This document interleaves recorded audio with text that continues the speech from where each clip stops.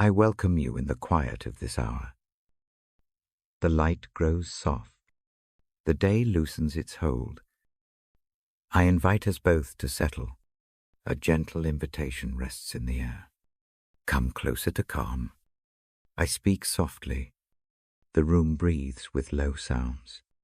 A blanket folds around the shoulders. A pillow takes the head. The world outside slows. Inside, a steady pulse reminds the body to ease. Let the shoulders drop. Let the jaw unclench. Let the limbs find rest. I ask only for a little attention. Hold the tune of your breathing. In through the nose. Out through the mouth. Count each breath like a small bead. 1, 2, 3. The count is neither strict nor hurried. It simply keeps the rhythm for a tired heart. We listen to the pattern of breath as it guides us down. Tonight, the practice is simple. A small journal rests nearby. A pen waits with patient ink. The page will not judge. The page will keep what we give it. Please open the cover. Run fingers over the paper. Notice its texture. It is ready to receive thought and weight. If hands feel heavy, rest them on the blanket. If eyes feel leaden, blink slow. If the mind runs, return to the next breath. This is a place for gentle arrival. No task presses. No timeline demands. The moment invites a quiet conversation with the soul. We begin with gratitude. Note a long list. Just one small thing that shimmers today. A cup of warm liquid that warmed the cold morning. A short smile from a stranger. A kindness remembered. Write it down in a single line. The act of writing anchors the memory to the hands. It makes the heart lighter. Next, a short offering of what feels heavy. A single sentence will do. Name the weight. Give it a short title. Let the pen form the shape of the worry. Do not wrestle with it. Simply place it on the page, like a pebble in a bowl.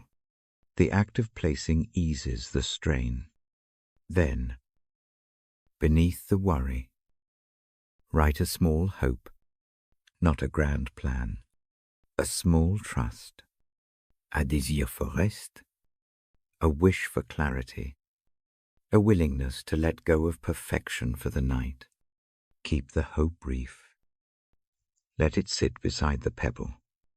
Both can share the same page. I will read to you from the word before sleep. The words come as balm.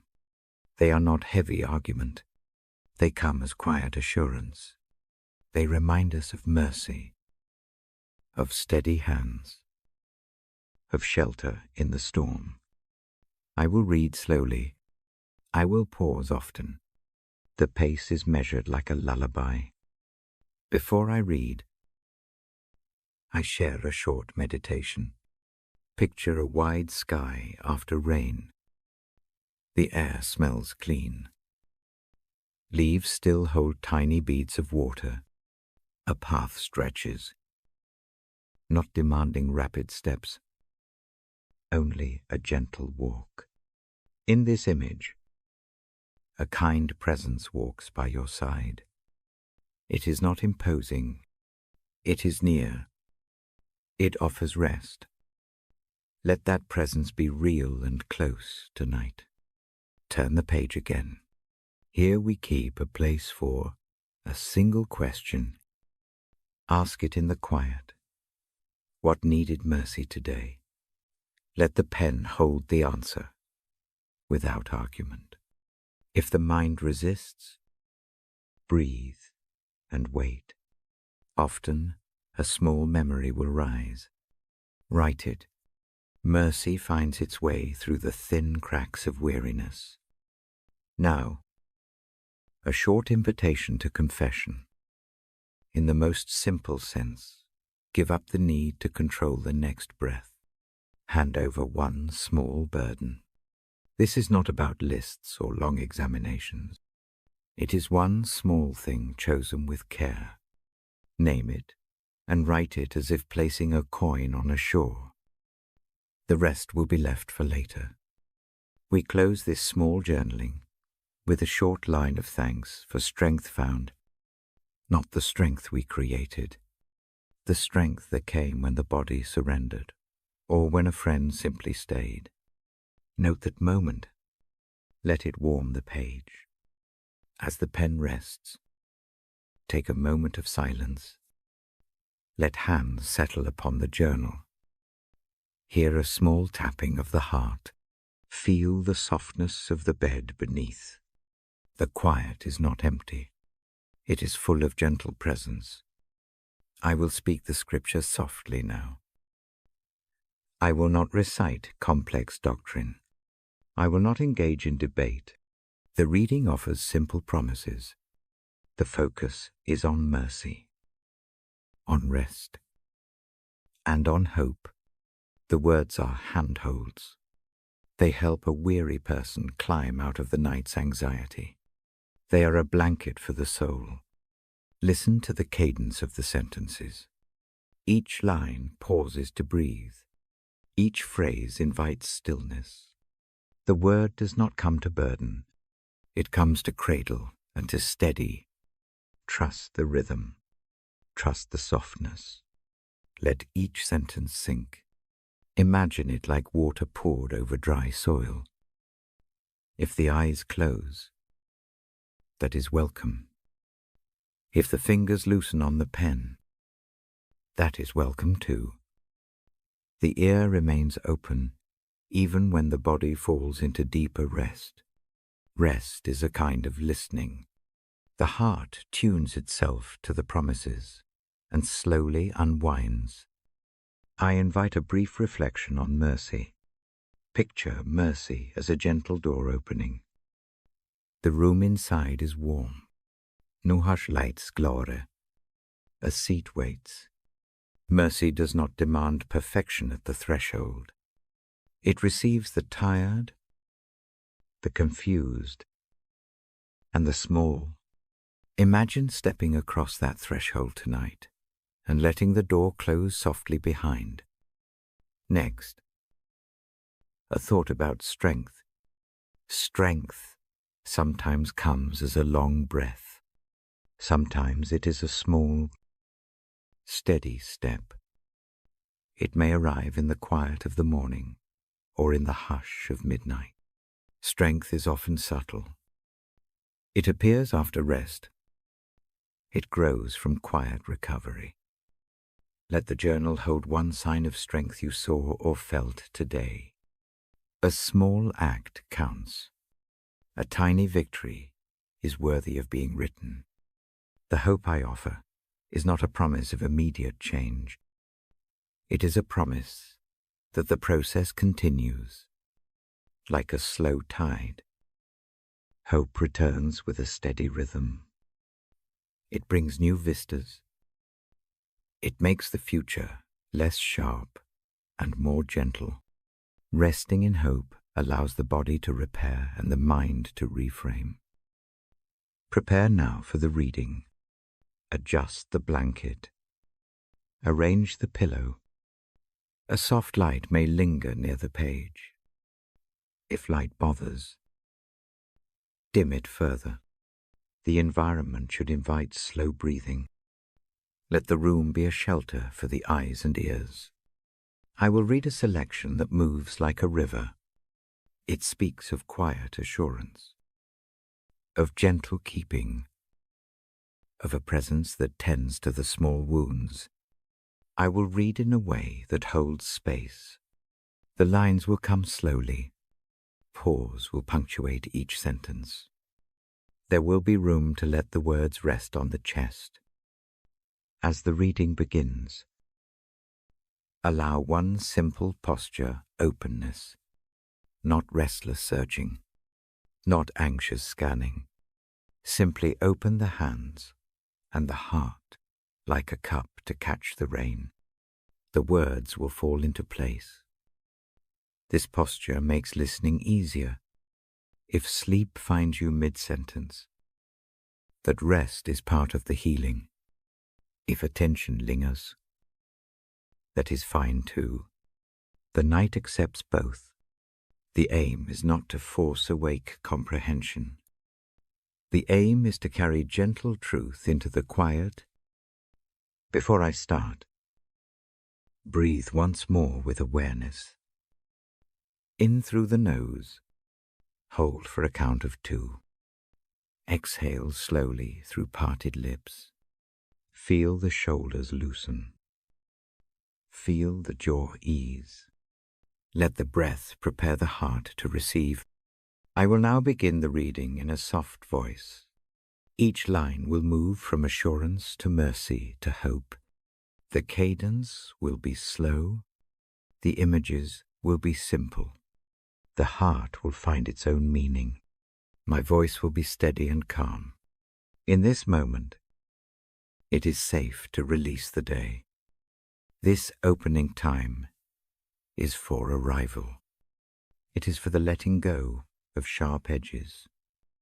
It is for the small practice of placing weight down and sitting in quiet trust. The journal holds the traces of the night. The reading will feed the slow restoration that follows. Soon the voice will carry the first passages. It will be measured and unhurried. It will guide the ear like a gentle current. Let go of the urge to hold everything together. Let the word hold parts of the burden. Allow the body to soften into sleep or into a deeper listening. Whichever comes, when the reading ends, there will be a short silence. In that silence, rest will settle further. If waking comes later in the night, the memory of these words will act as a soft landing. They will be there like a warm blanket or an anchored hand. For now, keep the journal by the bed. Tuck the pen beneath the cover. Trust that the small page will wait. The practice returns each night like a slow tide. Each time, a little more easing arrives. We begin this journey together. Each evening, we'll invite similar steps, a short breath, a single gratitude, a named burden, a small hope, and the soft reading of the word. The pattern is simple and steady. It is made for tired hearts. Rest now as the voice begins. The night receives us. The word watches over the closing eyes. Sleep finds the weary. Mercy meets the small needs. Strength grows in the quiet. Hope remains a steady promise. The reading starts now. I speak slowly and simply. Each sentence rests like a small stone. Each pause makes room to breathe. The night holds us, and the word keeps watch. I continue with a quiet cadence. The voice settles into a softer register. Each sentence is small. Each pause is long enough to breathe. I begin by speaking of rest. The passage I read offers rest to the tired. It asks nothing dramatic. It simply invites a slowing. Imagine a hand on the shoulder that does not press. Imagine a voice that names your weariness and then sets it down. Let that image rest in the chest. I guide the ear to a simple truth. There is mercy that finds the broken places. Mercy looks like warmth after a long cold. It looks like a towel on wet hair. It comes without judgment. It comes with gentle patience. Picture mercy as a light that does not glare. It fills the room softly. Allow the light to touch any place that still aches. I speak of keeping. The words speak of being held in the quiet. They do not promise sudden change. They promise presence. A steady presence walks beside the slow steps. That presence watches over the small trials. It notices minor victories. It notices the breath that finally eases. Let the thought of being watched over bring relief. There is a hand that steadies. There is a calm that returns. Bedtime leans. We breathe together. In through the nose. Pause. Out through the mouth. Breathe like a tide.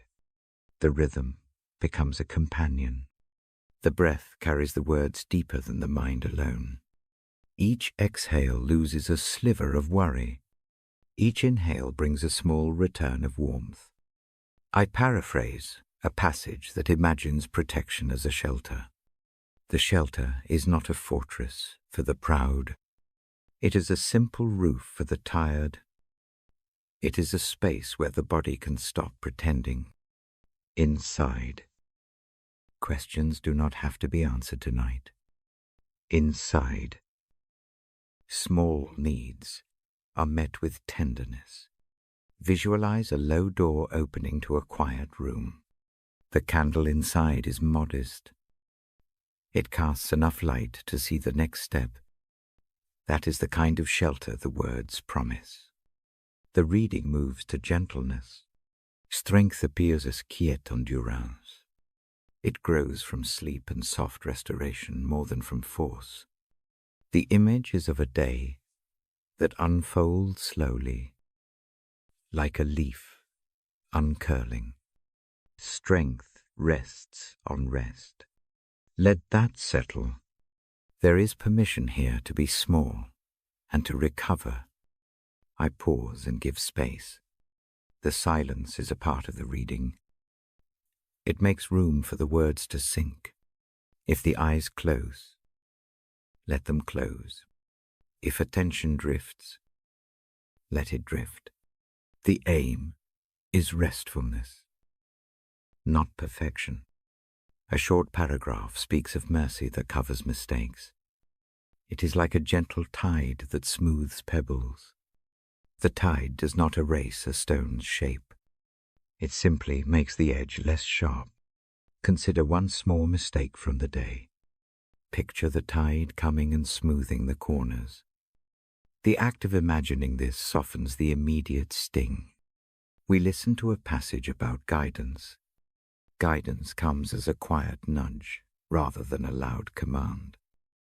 It often arrives through ordinary things, a friend's brief kindness, a helpful thought, a door that opens by chance.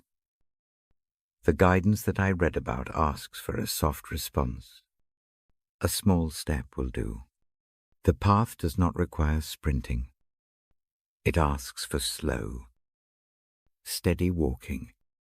I ask for a single breath of confession, nothing heavy, a small surrender. Name one thing you cannot fix tonight. Offer it up into the quiet as if placing it on a small table. The name need not be elaborate. It can be one word. The act of letting it go is enough for now. After that small confession, the reading moves to assurance. The assurance is not a boast. It is a simple reminder that mercy is ongoing. It is like rain that comes again and again. The steady rhythm of mercy is comforting. It repeats in small ways until the heart recognizes it. I invite a slow image of rest as a garden at dusk. The garden smells of clean soil. Crickets begin a gentle rhythm. A single bench sits near a tree. On the bench, a coat unfolds, waiting to be worn. Sit there in this imagination. Feel the air cool the face. Let the simple peace of dusk settle into the shoulders. The next lines speak of hope as a small lamp. It is not a floodlight that removes all shadows. It is a lamp enough to see the next small step. Hope holds the future gently. It will not rush resolution. It will steady the present. Let this lamp be enough to guide a tired foot. I read words that imagine tenderness as a steady hand. The hand does not hurry repair. It tends slowly and carefully. Picture that hand, mending a torn seam with quiet attention. The seam holds together again without being forced. That is the way tenderness works. It takes time. It takes patience. Shortly, I invite you to let the journal rest closed. The pen stays under the cover. The page holds what was placed there. Nothing has to be rewritten. The act of writing already did its work. Keep that small practice safe and simple. It will be waiting tomorrow. I speak now of night as a teacher. Night shows what the day hides. It reveals hunger, small fears, and quiet longings. Night also offers repair. It allows the soft tissue of the heart to knit. Do not fear the silence. Let it do its gentle work. A brief portion of the reading emphasizes kindness. Kindness begins in small gestures. A held door. A soft word, a pause in judgment. The words I read celebrate these gestures without making them heroic. They are ordinary acts that build a life. Remember one small kindness you received today. Hold it as proof that goodness still moves through the world. The voice slows further. The words now fold around gentleness and rest. Sleep is welcomed as a friend. Sleep arrives with no blame. It simply takes a shoulder and eases it down. Imagine it sinking into a soft bed. Not fighting the downward motion, the body loosens in stages. Allow each joint to soften. I offer a short meditation on gratitude. Gratitude does not demand jubilation. It can be quiet and small. Name one small thing to be grateful for. It can be the taste of water, the feel of fabric, or a brief laugh. Keep it small and present. Let gratitude warm the chest like a small ember. Now, I remind that faith is often as simple as trust. Trust can be the choice to rest when rest is needed. It can be the decision to let the mind stop racing for a night. Trust can be a tiny act. Tonight, choose that small act. I pause, and the silence deepens. This silence carries the words like seeds. In the quiet, they fall and take hold in the heart. The reading has become a soft pattern of arrival. Naming and rest. Before closing, I speak a few sentences about community. This moment is shared, even in solitude. It is shared with others who come to rest. The authenticity of that sharing matters. It is not a performance. It is a real pause that we offer each night. The honesty in this quiet space gives courage. The shared stillness comforts. If this practice brings ease, consider returning.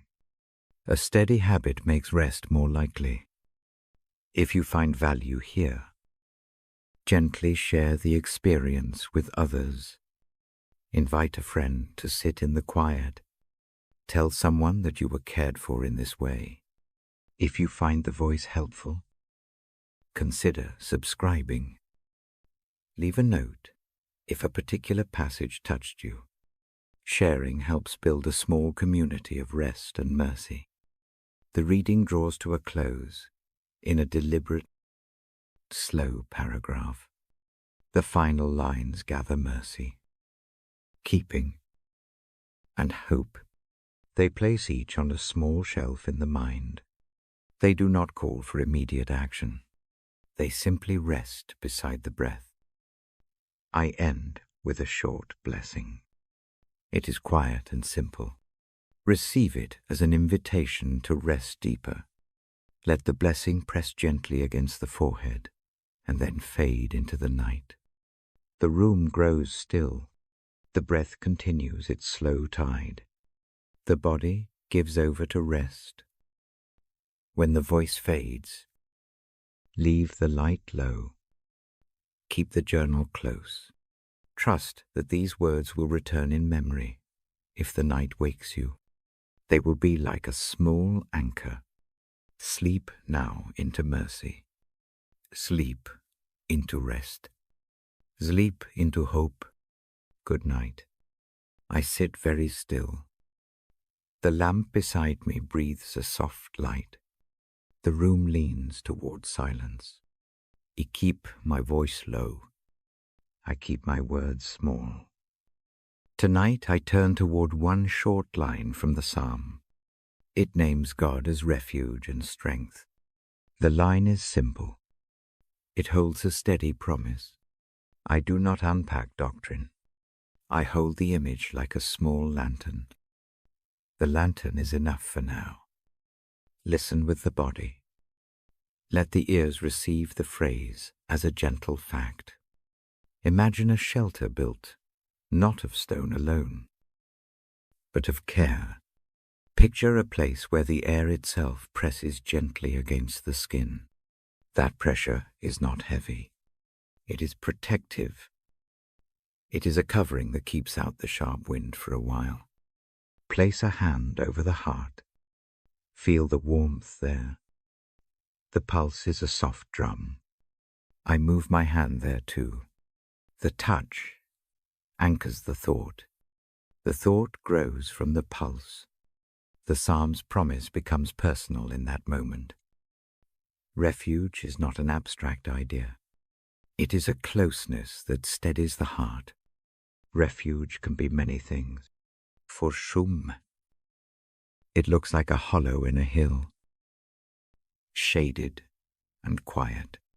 For others, it is a harbor, water folding against the hull of a small boat. For a few, it appears as a steady pair of hands that do not flinch. Tonight, allow the image that draws up first. Let that image settle without argument. Strength follows in a different tone. It is not a loud shout. It is a steadying warmth. Imagine a beam under a tired floor. The beam does not announce itself. It simply bears weight. Strength in this sense makes room for rest.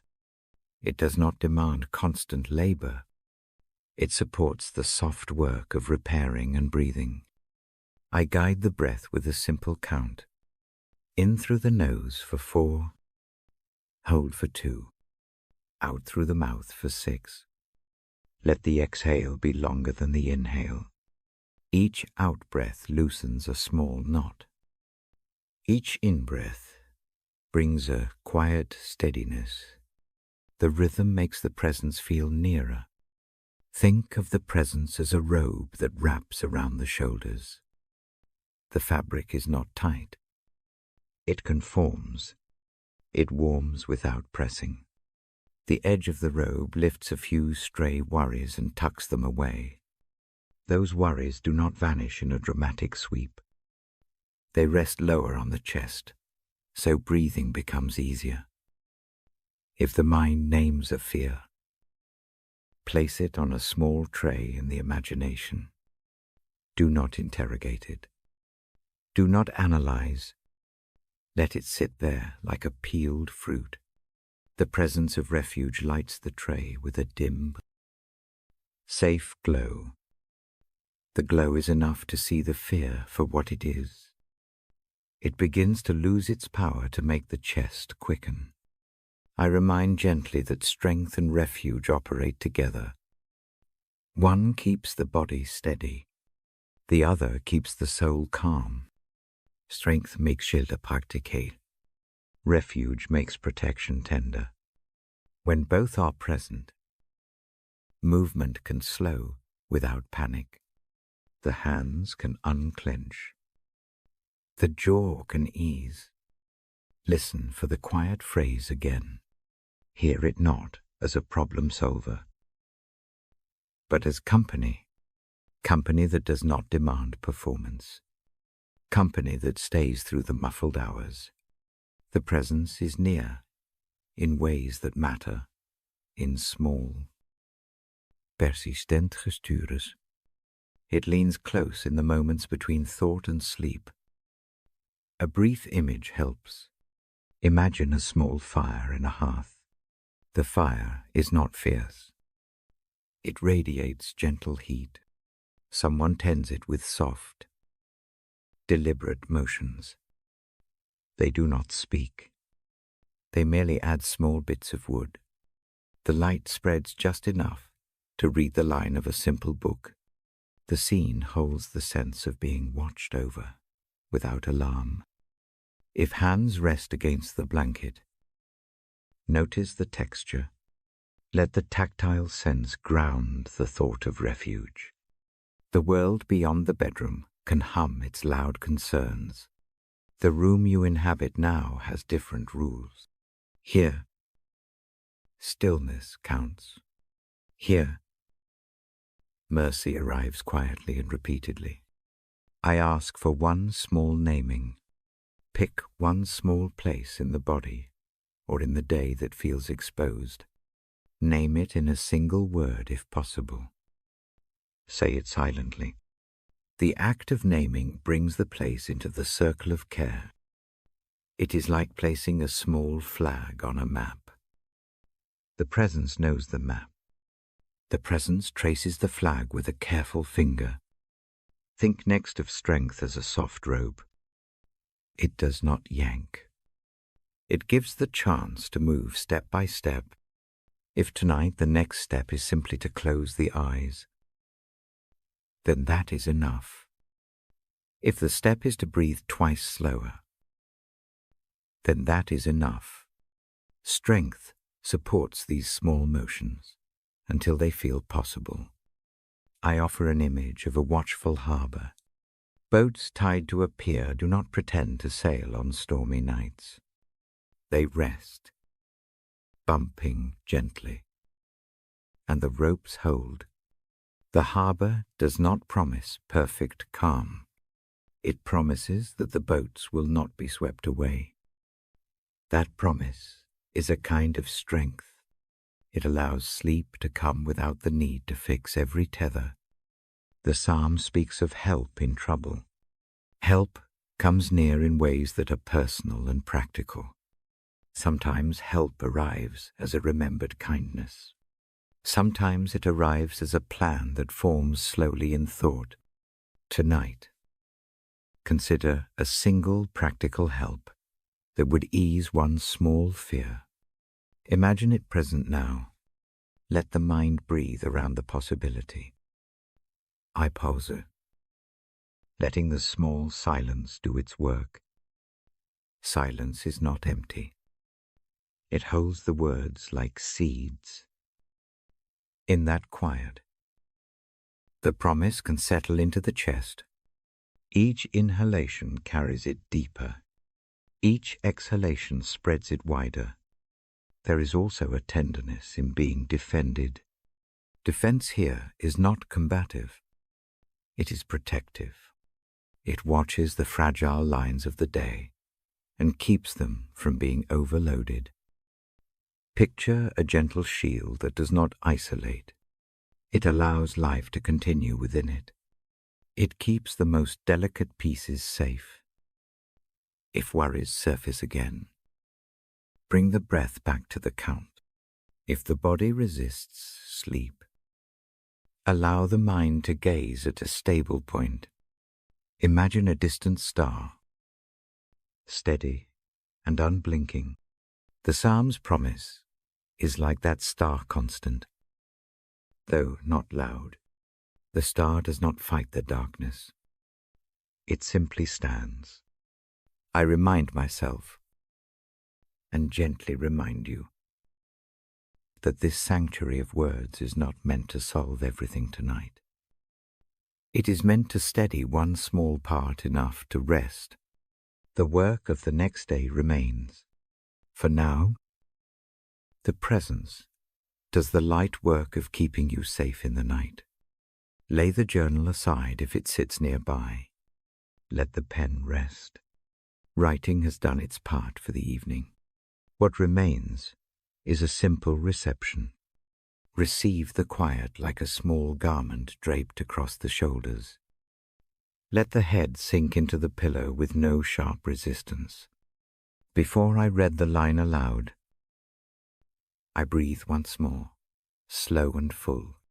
The sound of my inhalation is a small invitation. The exhale loosens the edges of the day. I speak the meaning again in a whisper that travels through the space between us. The words are measured.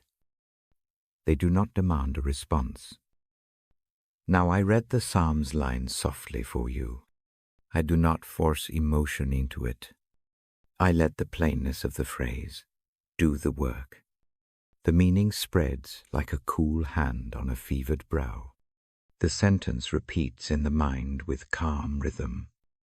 After the reading, allow the body to settle. Notice how the chest feels different. Even if only slightly. Notice if the shoulders soften. Notice if the forehead unclenches. Small changes count. They are the first notes of rest. If sleep comes, let it come without guilt. If wakefulness continues, keep the breath steady. The presence remains. The promise endures. There is no need to catalogue the night. Simply rest in the fact of being watched over and supported. I close this moment with a short blessing. Receive it as a gentle hand placed for a moment on the brow. May the refuge be real to the senses. May the strength be enough for the next small step. May the night hold repair and quiet. The lamp dims. The room holds a new hush. I lower my voice and let the silence take over. The presence keeps watch. The breath keeps rhythm. Rest into that steady care. I draw the circle of sound quietly around you. The room breathes with the slow rhythm we have kept. The hush rests like a soft shawl around the shoulders of thought. I speak in a tone that asks nothing more than listening. The presence that comes near is steady. It does not hurry. It moves around them as they prepare for rest. I speak of a simple truth. Now, Romans reminds us that every person is imperfect. We do not reach every ideal. We miss the mark in small ways and in large. The reminder is not meant to shame. It is meant to level the playing field. It tells us that imperfection is common. It frees us from harsh isolation. I read slowly, and I let the words land gently. The passage says that all have missed the standard. That sameness can be a relief. It brings company to the places that ache. If the mind tightens at the memory of a failure, breathe into that tightness. Give the thought room to soften. Forgiveness arrives as a simple action. It is not loud. It is not complex. It comes through a willing hand that reaches out and takes the small stone of guilt. Imagine the hand warm. Imagine it lifting a pebble from the palm The pebble is not rejected. It is examined with care, and then set down where it cannot keep you awake. I ask for one small naming. If there is a single weight that sits heavy tonight, speak its name silently. Say it once. The naming does not demand explanation. It simply speaks what the chest is already keeping. Naming brings the thing into the light. Light has a way of changing scale. After the naming, picture a gentle stream near the place where you sit. The stream moves without hurry. It accepts many small tokens. Place the named weight on a leaf and set that leaf in the current. Watch it drift. The stream does not erase the stone. It changes how close it feels. Distance makes space for sleep. Forgiveness, in what I read, has a face. It meets the brokenness not by denying it. It meets it by offering tenderness. Think of a patch of fabric, mended with careful stitches. The seam remains, but it no longer rends. The mending does not pretend the tear never happened. It makes the garment wearable again. I hold the rhythm of the voice steady. Each phrase comes with a pause. The pauses give the heart time to answer. If tears come, let them come quietly. If a deep relief arrives, let the chest expand into it. The body knows how to receive mercy when it is offered in a gentle cadence. There is a soft instruction in what I read. It invites a small act, the act of placing guilt under the shelter of grace. Imagine a low roof that covers a tiny bench. Sit on that bench for a moment. Lay the burden beside you. Do not lift it again right away. Let the shelter do its work. I also speak of confession in the simplest sense, not a litany of faults, not a heavy catalogue, just one candle-lit word of truth. Speak it into the quiet. The confession is an offering. It is a small bridge from hiding to being known. Being known in this way does not lead to condemnation. It leads to repair. After that short confession, receive the assurance. The assurance is not a lecture. It is a promise of mercy that keeps returning. Mercy. As I read, rains gently and repeatedly. It returns more than once. The repetition quiets the mind that worries that one slip will end everything. It shows that patterns of grace are stable. I guide the breath with a small count. So the body meets the message. In through the nose for 4. Hold for 2. Out through the mouth for 6. The exhale stretches out the night. The long outward breath lets guilt loosen its grip. With each out-breath, imagine a fold in the heart, unclenching, to make the forgiveness tangible. I give an image of a cloak. The cloak is wide and woolen. It is not flawless. It has been mended in places, yet it warms. Wrap the cloak around the shoulders now in the imagination. Let the fabric press lightly against the places that have been raw. The cloak absorbs the chill without fuss. I remind gently that forgiveness does not mean instant forgetting. Memory will sometimes carry its marks. Forgiveness means that memory no longer rules the night.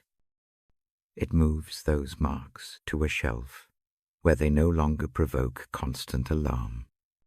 The shelf is near enough to be remembered calmly and far enough to allow rest. If you wrote anything in the journal tonight about guilt, close that page with tenderness. Thank the page for keeping what you could not yet resolve. Imagine placing the closed book on the bench beneath the shelter. The book waits. Its weight is known and accepted. You do not have to carry it through the dream. I read now a line that brings comfort, the acknowledgement of shared human failing, and the promise of a covering response. I say it slowly. I let each word rest like a small stone on the river of thought. The line invites no debate. It simply offers a hand. Allow the hand to touch the shoulder. Even if only in imagination, the contact is brief and sure. It steadies the pulse. It says that you are not the one who must hold everything alone. Someone else can hold part of the load. Let the body receive that help as if it were a soft weight transferred into kinder hands. As the voice moves on, I describe the kind of peace that follows forgiveness. It is not a noisy peace. It comes as a lowering of the brow. It is a settling in the abdomen. It is the slow, even hum of the breath that can finally lengthen. Watch for these small signs. Each one is proof that mercy works in the body. Do not mistake this for an immediate fixing of all pain. Healing often begins with small changes. A shorter breath becomes a longer one. A clench loosens by a fraction. These tiny differences are the first movements toward restoration. They are the seeds that sleep will tend. I invite one more image before the night takes fuller hold. Picture the guilty place as a small garden after rain. The soil is soft. New shoots come up in unexpected corners. The gardener does not ignore the weeds. They pull them gently and set them aside. The gardener does not rush the growing. Growth happens in time, not in force. If doubts try to creep in, doubts that forgiveness is too easy or not thorough, let the doubts ride the same slow breath. Examine them without argument. They may have a voice, but it is not the only voice in the room. The voice of mercy has weight too. Let that voice sit beside the doubts and be heard. I end this section with a short blessing spoken softly. May the awareness of shared imperfection remove the need for harsh judgment. May forgiveness find a place to rest on the nightstand of the heart. May the presence that surrounds you keep watch while sleep repairs what is tired. Close the eyes when you are ready. Let the journal rest. Tuck the pen beneath the cover. The shelter of the room and the promise of mercy stay close. Sleep now into that gentle care. Let the night carry the released burdens away on a quiet current. Rest in the peace that is given. Slow my voice even more. The house is quiet. The breath between us moves like soft waves. Tonight, I turn to a single promise about mornings. It is not a complicated thought. It is a simple fact, offered like a small gift. I speak of a merciful kindness that arrives again and again. The message I read says, in essence, that love does not end, and kindness begins anew when dawn comes. The mercy that visited yesterday need not be the last. Each new day brings another small opening. Great faithfulness returns with the sun. Hear that not as an argument. Hear it as an invitation. Imagine waking to fresh air at the window. The air is not the same air as the night. It carries small differences. Those differences are the mercy. They come whether worry permits them or not. Place a soft hand on the chest. Feel the rise and fall. That rise is a measure of another morning waiting. Let the pulse remind the mind that cycles continue. Night folds into morning. Tension loosens one fraction at a time. I ask for a small picture. Picture the first light lifting a curtain. It does not flood the room. It edges forward slowly, like color returning to a painting. The paint glows a little more. Shadows lift. The detail of the room becomes more forgiving. That is the kind of renewal the line promises. Do not think of renewal as a sweeping fix. Think of it as a steady sequence of small mercies. A cup warmed in the hands. A kettle that sings at the kitchen. A neighbor's brief nod. A message that reads simply, I am thinking of you. These are ordinary things, yet they are the daily carriers of grace. I guide the breath with a gentle pace. In through the nose for 4. Hold for 1. Out through the mouth for 6. Let the long out-breath make room for the thought of tomorrow. Each exhale loosens the tight places. Each inhale gathers a quiet readiness. Consider a practical, tiny habit for the morning, not a grand plan. A single small act laid out before sleep. A cup placed on the counter. A coat hung where it can be seen. A page of the journal left open with one line waiting. These small preparations are invitations. They create a place for the new kindness to reach the senses. I read the verse slowly in my head and let the meaning fall into the room. It says that the kindnesses of the night are not the last word. It says that renewed mercy meets the waking heart. Let that truth become an expectation rather than a demand. Expect a small thing, not an overhaul. Let the mind rest on the manageable. If worry whispers that tomorrow will be like today, answer by imagining one concrete difference. Imagine the light on a particular leaf outside the window. Imagine the small warmth of the blanket by the bedside. Imagine the taste of water. First thing, these minor alterations are evidence of the promise. Write one small line in the journal before closing it tonight. The line will be brief. Name one mercy hoped for tomorrow. Keep it tiny. A giet chat. A short walk. A moment of clear thought. The act of writing makes the hope a companion that waits by the bedside. After the single line, beneath it place another tiny note. Name one thing that might need patience tomorrow. One difficulty does not cancel the new mercy. Put the 2 notes close together. Let hope and realism sit side by side on the page. That pairing is a small discipline. It trains the heart to expect goodness without denying the ordinary struggle. I give you an image of seeds in a pot. They sleep in the dark soil all night. With morning, they sense the shift. They stir very slowly. They do not bloom at once. They simply begin. Renewal behaves this way. It starts small. It requires little tending. It often needs only a patient gaze. Think about waking without pressure.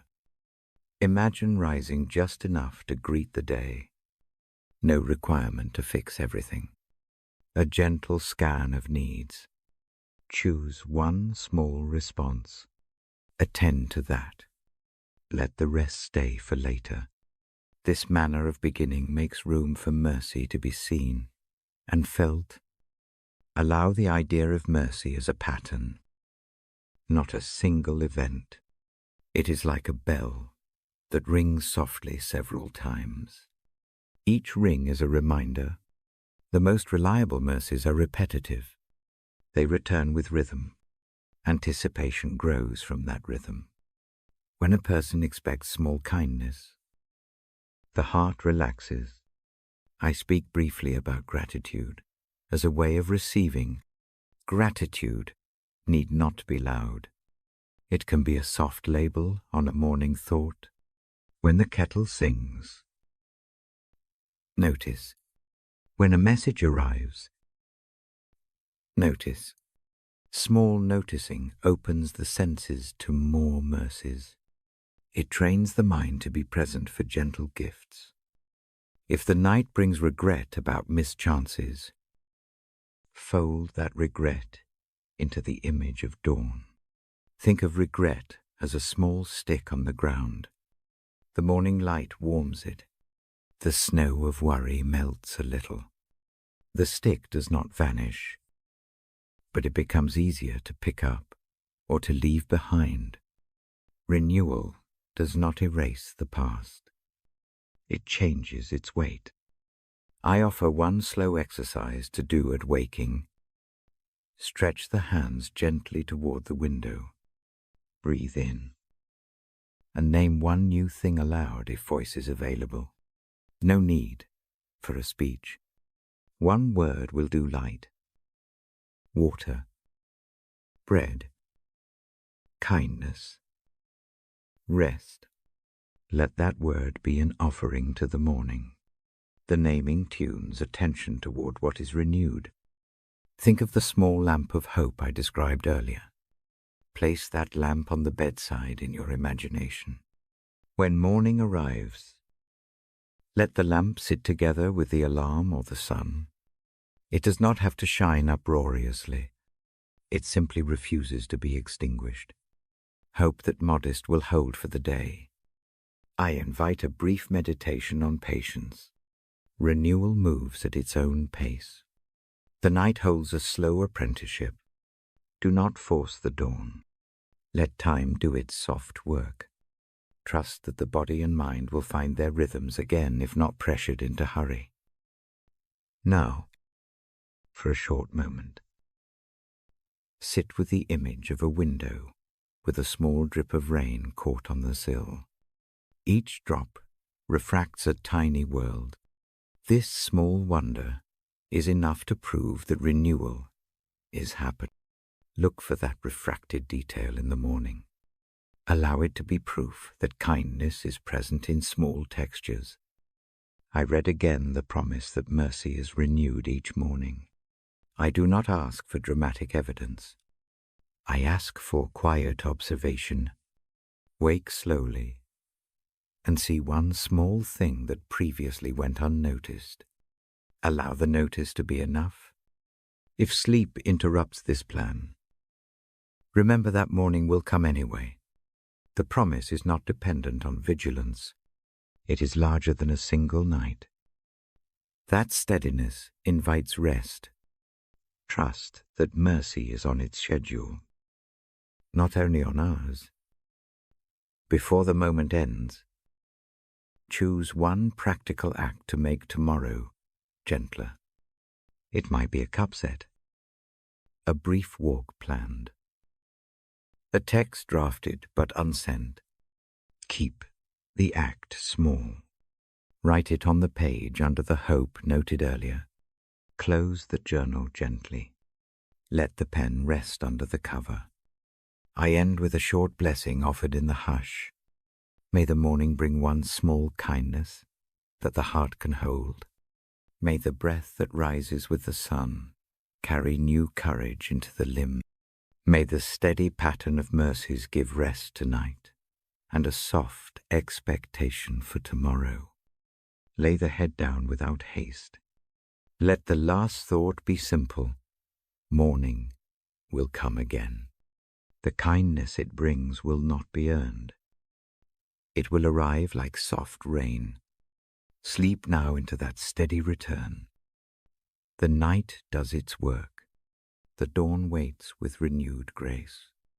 The room holds its hush. A lamp sits low on the table. Breath moves in a steady, slow tide. Tonight, I tell a story of a friend. The story is quiet. It moves like the rest of this hour. It is meant to soothe. This friend carries a long history.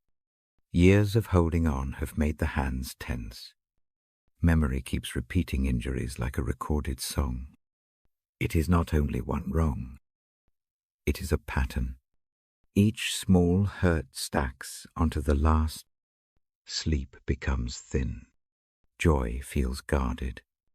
The weight sits near the ribs. For a long time, there is resistance to being gentle with the past. Anger is a kind of shield. It promises justice and then grows heavy. The promise of rest feels like giving up strength. That thought keeps the rest at bay. One evening, the friend comes to the bedside chair. Eyes look tired in the soft lamplight. The voice is small when asked how the day went. The answer is a tired list. I keep my comment short.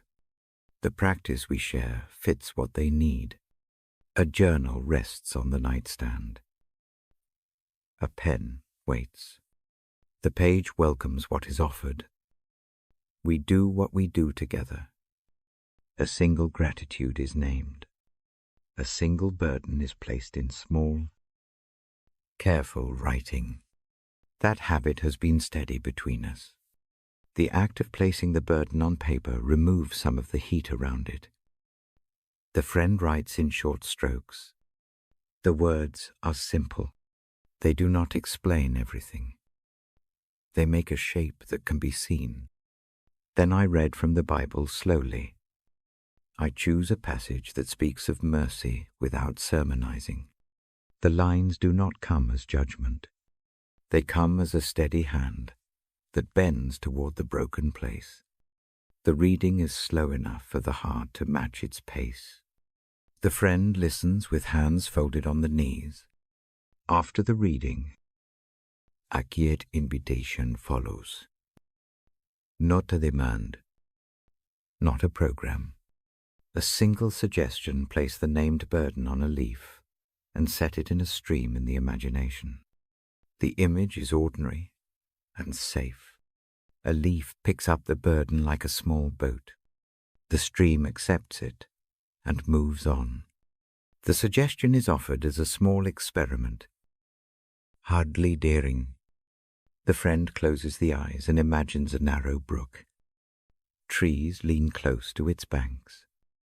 Light filters through leaves in soft patches. A single leaf floats near the shore. The pen lifts and lays the written line onto that leaf, as if the page becomes a folded message. The leaf is carried by a gentle current. At first, nothing seems to change. The mind checks the bark of old wounds. Old reasons for staying upset rise like small stones put in the path. Each one seems necessary. Each one seems to justify the tightness. Still, the stream moves. The leaf drifts. The current takes some small pieces with it. This is the turning more than a sudden release. The friend does not become unburdened in a single breath. Instead, the hold loosens by the fraction. Muscles around the jaw soften. The shoulders lower half a centimeter. A long-held breath becomes two shorter ones. The heart finds a small pause. A practical act follows. Not a declaration. A small step of letting go. A note is written that will not be sent. It expresses what grief and anger needed to say. Then the note is folded and placed in a closed drawer. The drawer is not a denial. It is a choice to set the words where they cannot be reread in the middle of the night. The action is symbolic and real. It changes the pattern of returning to the wound. Forgiveness appears here as an interior choice, not obedience to a rule. It is less about excusing what happened and more about choosing rest over constant vigilance. The friend does not deny the hurt. Memory keeps its place. Forgiveness simply refuses to let that hurt direct every step. That choice is anchored in a sense of presence that grows from the reading. The biblical words act as a steady presence, like someone who sits through the long night and watches the sleeper. That presence is not loud. It is a refuge made of patience. It gives permission to be tired without bearing the entire burden alone. Days pass in small increments. The friend practices the routine. A morning line is written. A short prayer of trust is offered. Actions are small and steady. A brief walk happens after breakfast. A phone call is made to a neighbor. Each small act builds a gentle architecture of life where mercy can live.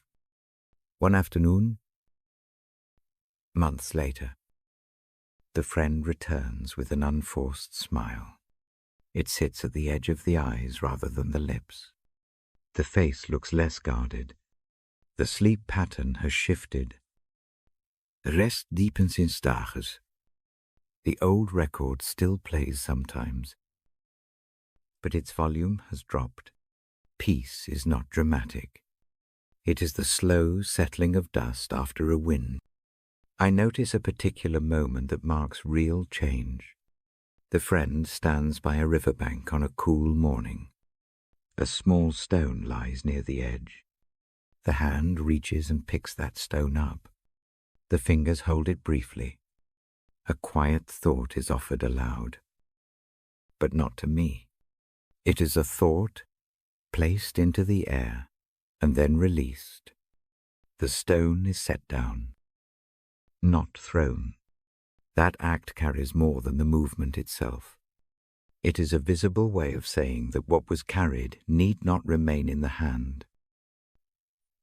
The presence of Christ, as I have read and shared, is not presented as a ladder to climb. It is more like a room where someone waits with warm tea. There is no pressure to perform. There is welcome.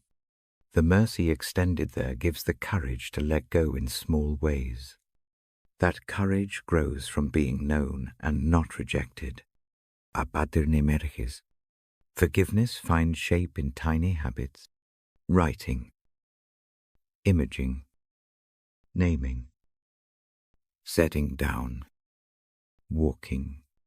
The habits form a pathway that is easier to follow each time. When the past calls loudly, the friend can choose one small act instead of rehearsing the whole story. The choice becomes the work of tenderness. There are still hard nights. Reminders of old pains sometimes wake the chest. When that happens, the friend uses the practices learned. A breath is lengthened. The journal opens. A single line is written. The leaf and the stream are imagined again. The habit is steady, like a lifeline.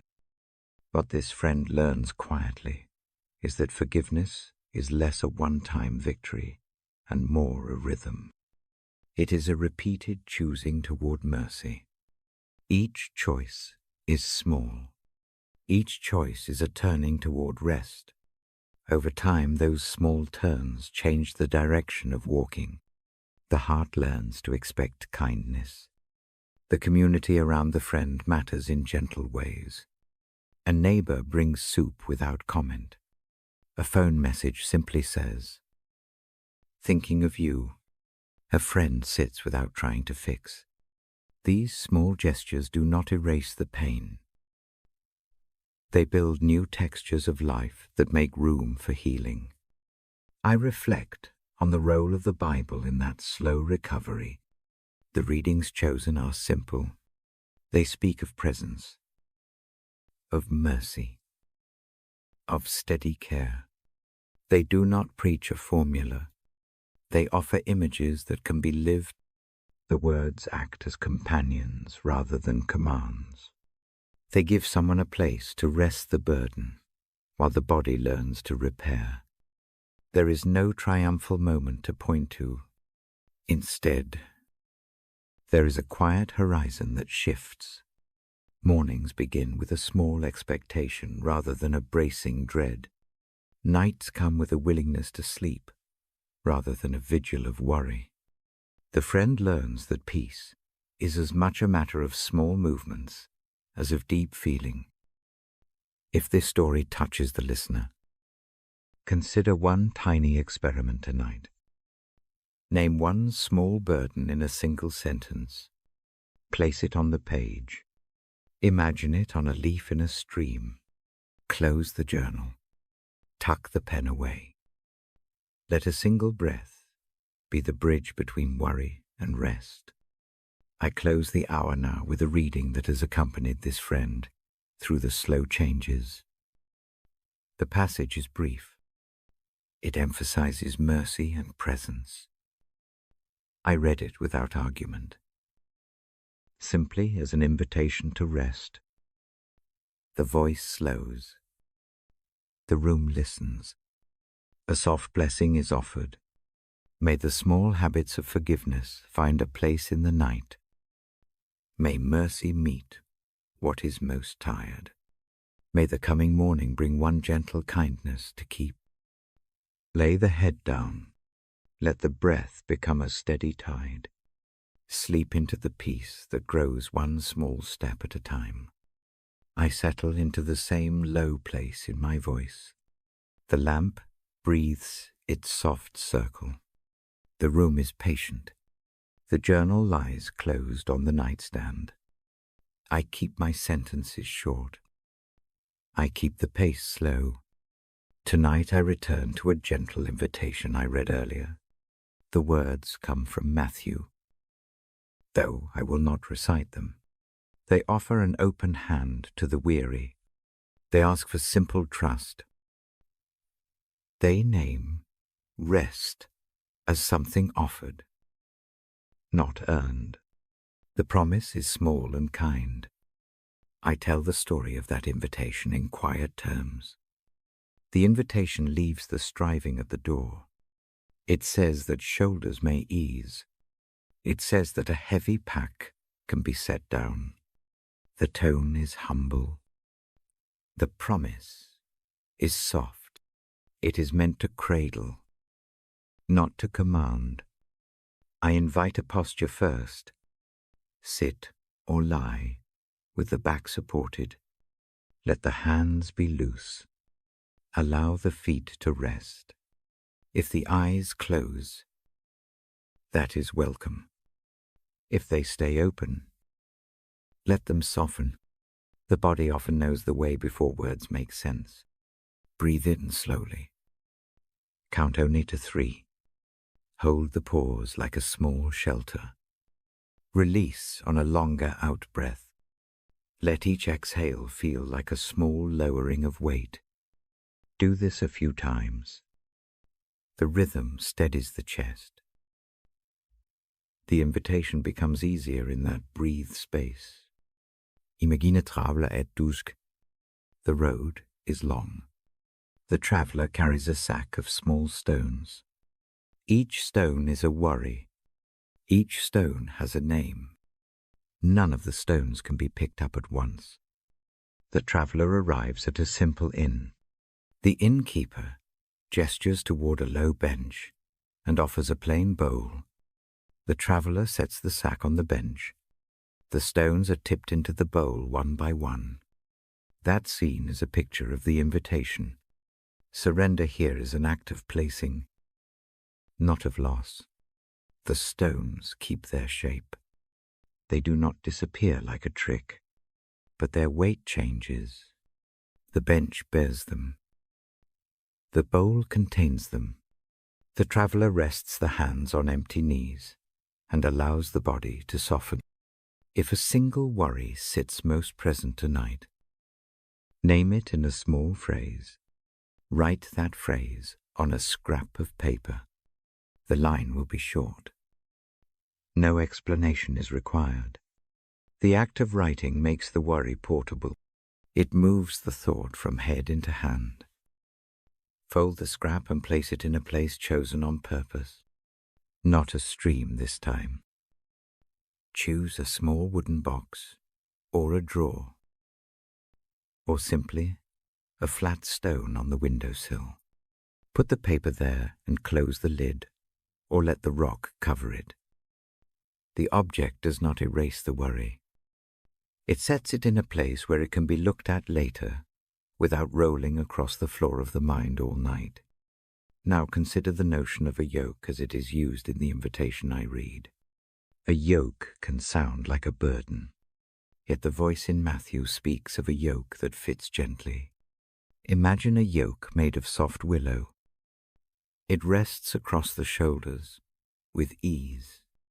Another hand meets yours beneath that willow. The weight is not borne alone. The load becomes shared. Picture taking that gentle yoke. Let it sit lightly across the shoulders in the imagination. Feel the ease. Let the posture change by a degree. The spine lengthens not in alarm, but in the relief of support. If pride resists the idea of shared burden, let humility enter as a small door. It opens without drama. It allows rest. Surrender does not mean surrender of self. It means acceptance of help. It means no longer insisting that every step be carried solo. There is grace in the choice to lean into another's steadiness. The image is ordinary, two people walking with a shared load. One steady, one relieved. Neither is diminished. Both move more gently. I speak a small line from memory form. It is an echo rather than a quote. It calls the weary to come and rest. It promises a yoke that is easy and a burden that is light. Let those images land not as theology, but as practical relief. They are handholds for a tired body. Practice a small handing over now. Take the scrap of paper from the wooden box or stone. Unfold it with calm fingers. Read the single phrase silently. Then lay the paper down and place a hand over it for a slow count of 3. On the third count, imagine offering the paper into a larger set of hands. Those hands are steady and unhurried. Release the grip. Slide your own hand away and let the paper stay. Notice what shifts in the chest. It may be only a millimeter.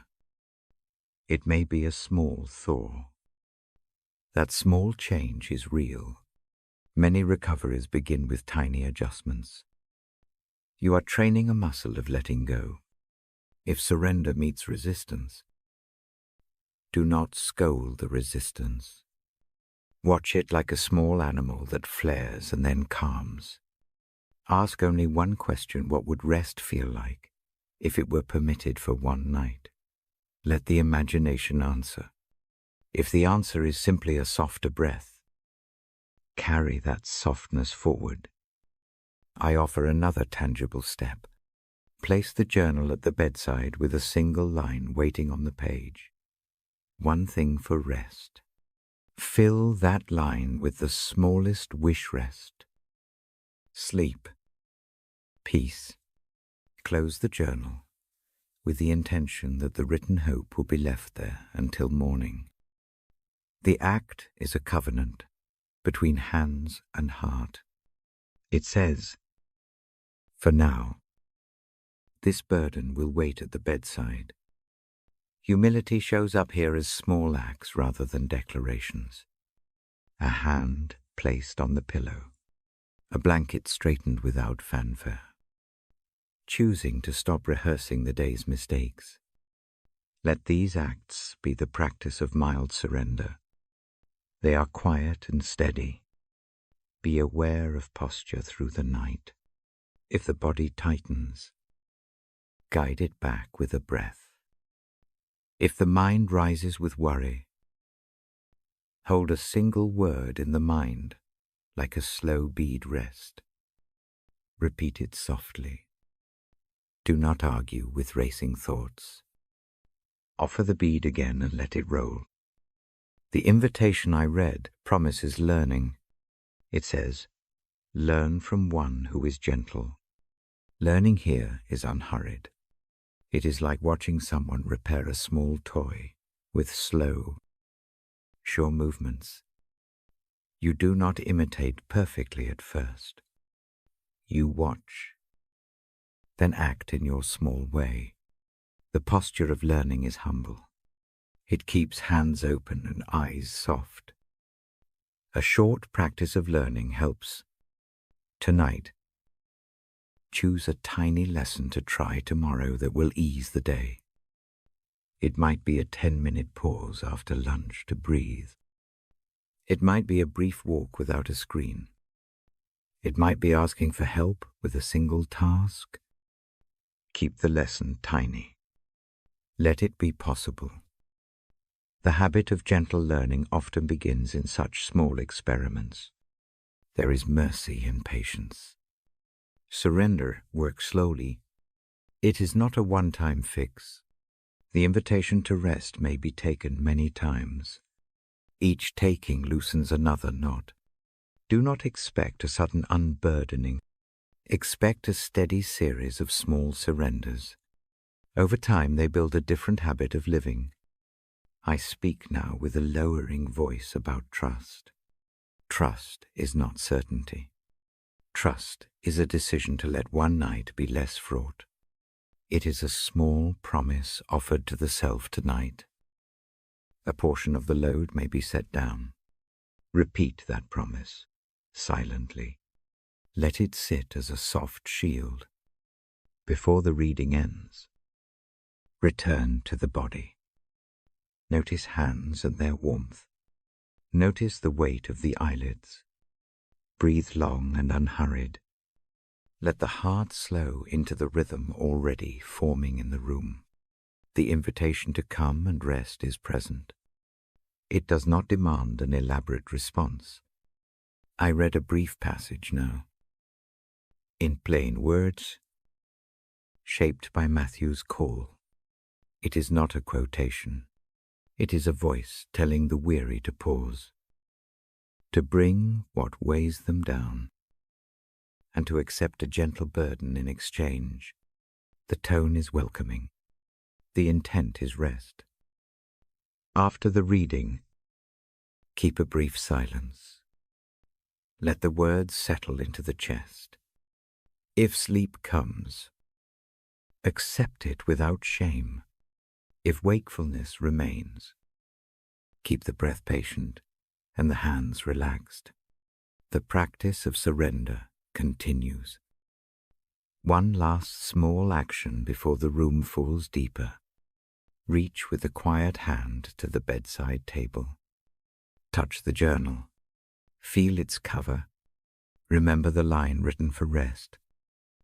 Let the hand rest there a moment and then lower it. The action is a tiny ceremony of trust. I close this part with a soft blessing. May the ease promised to the weary be real tonight. May burdens be lightened by a shared yoke. May humility open a door to rest. Lay down what you can. Breathe into the space that remains. Sleep into the care offered in these simple words. The voice softens and pauses. The room keeps its watch. Rest now. And let the invitation be kept through the night. I sit with the lamp low and the page open. The night moves slow. My voice holds the hush. I read to you as the house breathes out. Tonight I turn to a simple picture from the psalm. It is the quiet of lying down. It is sleep that arrives without sharp edges. The line says rest can be peaceful because someone keeps watch. Hear that as an image, not an argument. Let it settle into the bones. Imagine the bed as a small harbor. boards creak softly. A boat tied to a post rocks just enough to feel alive. The ropes are not cut, they are steady. The water laps at the hull in a steady, kind rhythm. That rhythm is the watchfulness the psalm speaks of. It is not a loud patrol. It is a gentle keeping that lets the boat sleep. Put a hand on the chest. Feel the slow drum. Let the hand stay there a few breaths. Each inhale draws in calm. Each exhale lets go of a tiny weight. I speak slowly. Pause comes between each phrase, so the breath can follow. Healing comes often more like a salve than a surgery. Scripture works in the same way. A short line rubbed into a sore spot eases the ache. It does not have to explain everything. It soothes. It becomes a small habit of care. Pick one short phrase from tonight's reading. Keep it no longer than a breath. A few words that can be said quietly to oneself. Hold the phrase on the tongue of thought. Let it roll like a small ball across the inside of the mouth. The phrase will begin to change the feel of the worry when it is repeated as a slow lullaby. Scripture as healing is gentle. A patient friend sits at the bedside with a poultice. They do not demand tears or confessions. They lay the fabric on the wound and sit very still. The comfort comes more from steadiness than from announcements. Let the words you hear become that poultice tonight. If there is a memory that pricks, do not chase it. Let it come and go like a bird at the window. Notice its color. Notice its quickness. Then return to the safe image of the psalm. Let the thought of being watched over be a shelter big enough to hold the bird without harm. I read a short line from the scripture. Shaped to rest rather than to rouse. The sentence is simple and direct. It speaks of lying down in peace and the steadiness of a guarding presence. Listen to the cadence. Let it move like a lullaby. The meaning is not in clever argument, but in the warmth it leaves behind. Healing through Scripture often asks for small exercises. One helpful step is to slow the lips around a phrase. Say it aloud as if speaking to a child who needs calm. Say it again, softer. Let the sound travel through the jaw, across the throat, into the chest. The body remembers the pattern of care, the way the ear remembers a familiar tune. Another small practice is to imagine the watchers as ordinary caretakers rather than distant figures. Picture a neighbor who brings a hot cup. Picture a steady friend who sits by the window and knots string into small, useful things. These simple images make the watchfulness feel close and practical. They invite sleep rather than alarm. Do a brief body scan now. Start at the toes and move upward with the thought of protection. Think of each part being gently covered: foot, calf, knee, thigh. Each spot receives a touch of the psalm's calm. Let tension soften where it has been strong too long.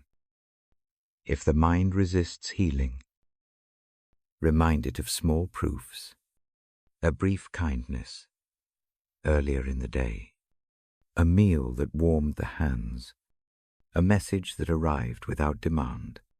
These small mercies are evidence that watchfulness is not only promised, but practiced. Let such memories be the bread of the night. Healing is not always a single bright event. It is the slow softening that comes with repeated care. Imagine an old wood table that has been sanded lightly over many evenings. The rough edge does not vanish in a moment. It becomes smoother over time. Scripture can sand the edges with tiny, steady strokes. I offer a short guided moment. Close the eyes if that feels good.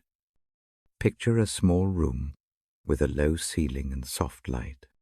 There is a quilt folded in a chair. A gentle presence moves about without hurry. They do nothing dramatic. They simply arrange the pillow. They pour a cup of tea. They fold a blanket more carefully than before. Watch these small motions. They teach the body how to let go. Keep breathing in a measured way. 4 in, 2 hold, 6 out. The longer out-breath invites the body to lengthen. Each exhale is a small release of weight. Let the breath be the current that carries the healing words deeper than the mind can reach. If sleep has been thin for a while, allow Scripture to imprint on the small routines.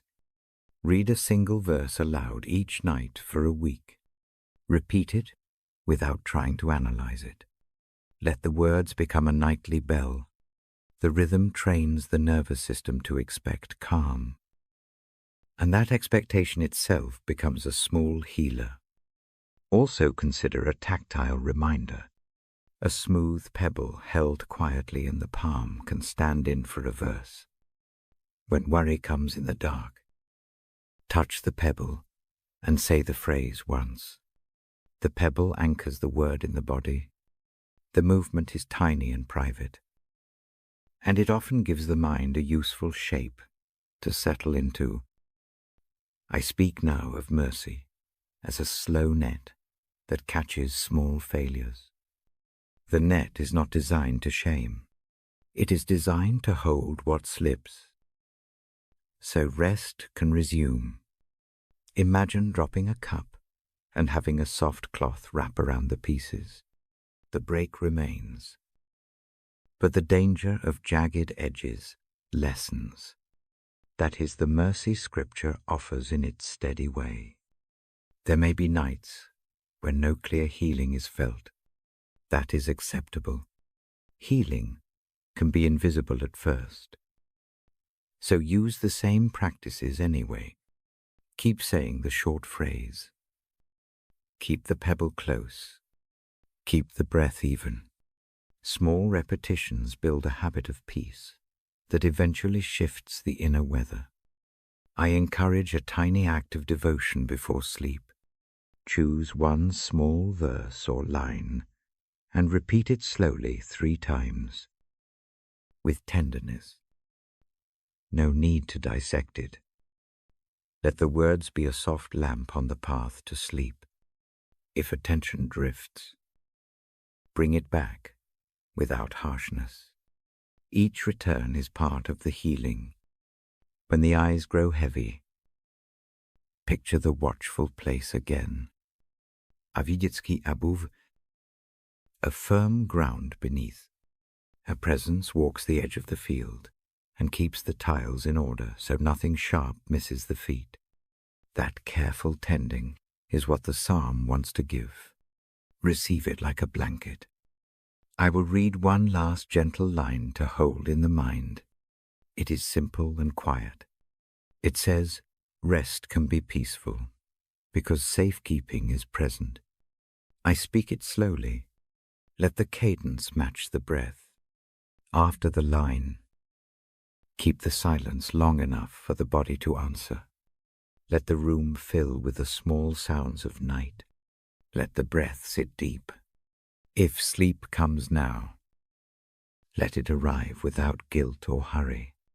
If wakefulness remains, continue the practices, the short phrase, the pebble, the attentive breath. The healing is patient before the hour ends. Place a soft intention for tomorrow, one small mercy to look for, one tiny act of care to offer yourself. Write it in a single line if you like, or keep it as a thought in the heart. That small intention will meet the morning kindly. I close this section with a brief blessing, spoken very softly. May the night hold you in steady care. May small phrases become soft psalms. May sleep come with the certainty of a watching hand. Rest now in that quiet keeping. The lamp breathes out. The page rests. I lower my voice and let the silence keep watch. Sleep into safety. I settle into the familiar hush. The lamp casts a small pool of light. The house breathes slow. My voice is a soft presence across the bed covers. Tonight, the reading moves to a promise about renewed strength. I share it not as argument, but as a balm. I begin with a single image. Imagine an eagle at dawn. It unfurls its wings in the cool light. The bird does not strain to fly. It catches the rising air and is lifted. The image is gentle and sure. Let that motion be the first thing the mind sees. I speak of a line from Isaiah. I do not debate it. I hold its meaning like a hand on the shoulder. The line says that those who place their hope in the Lord find strength renewed.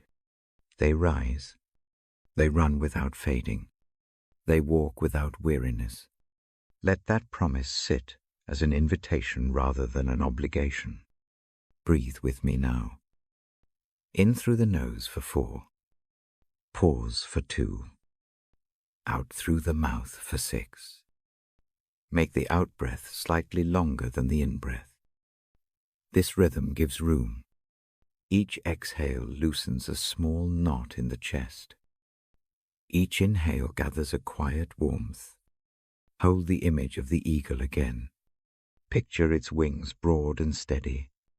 Imagine a single feather falling. Slow and sure. See the feather land lightly on the palm. It is lighter than expected. It carries a suggestion strength can arrive as an ease. Not a shove.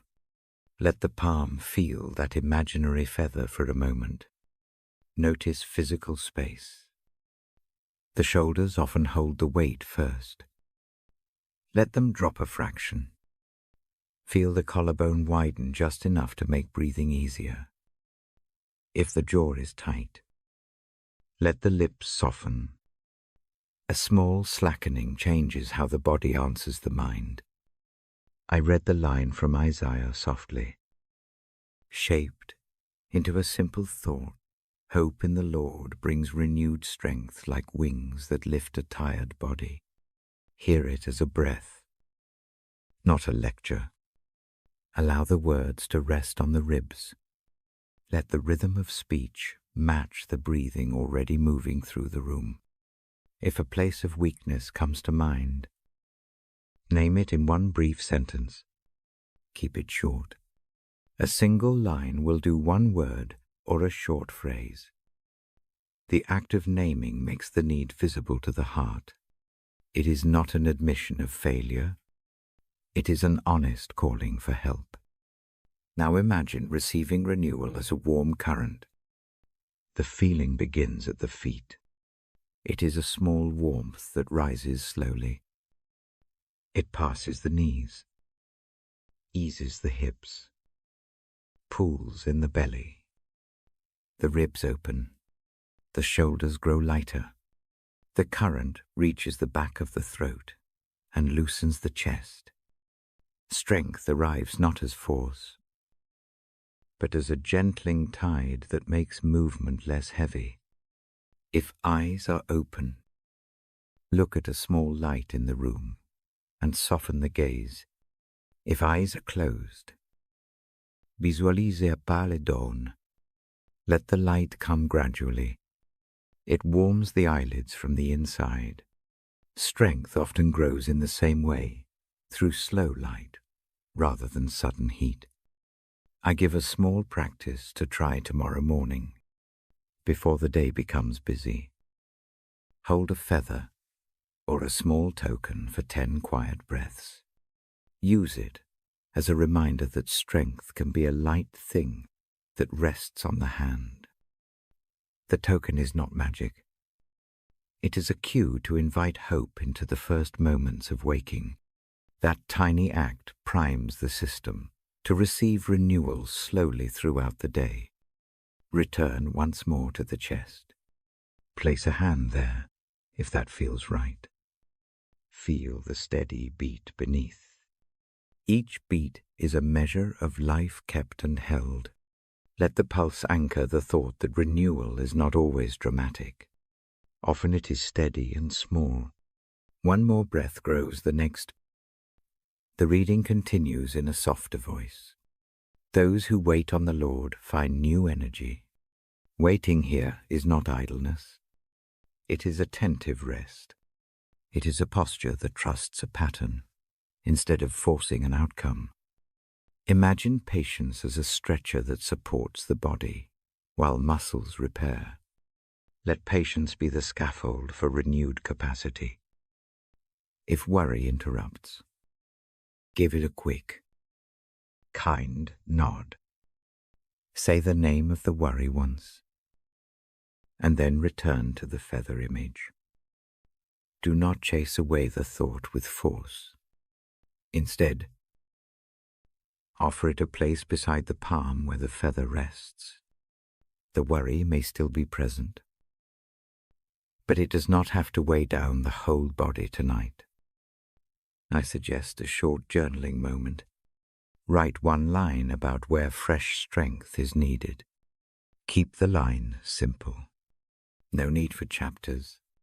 A single sentence anchors intention. Fold the paper and keep it in a small place by the pillow. The folded line will be a direction, not a demand. For the morning, imagine strength given as a quiet teacher. It does not shout. It shows a small step to take, and then another. Each step is feasible. Each one is enough. Picture the teacher pointing to the first step, and then staying nearby as the foot moves.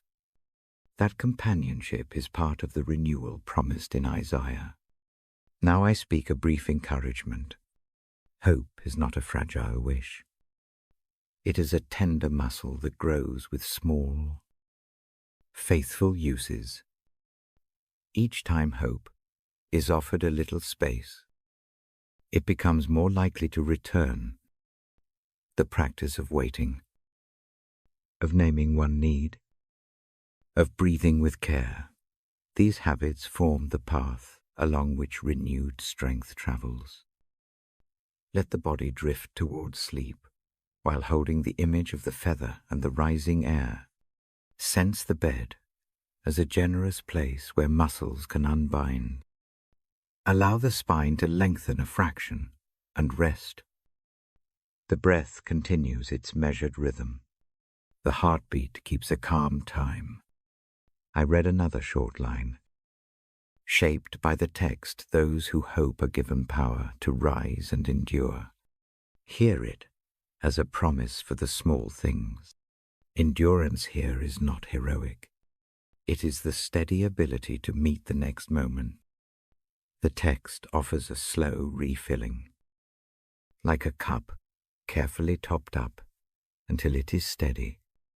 If insomnia presses, try this count breaths backward from 10 to 1, while imagining each number as a step up a gentle slope. With each descent in number, feel the slope make the lift easier. When one is reached, allow the feather to settle on the hand and the body to follow its lead.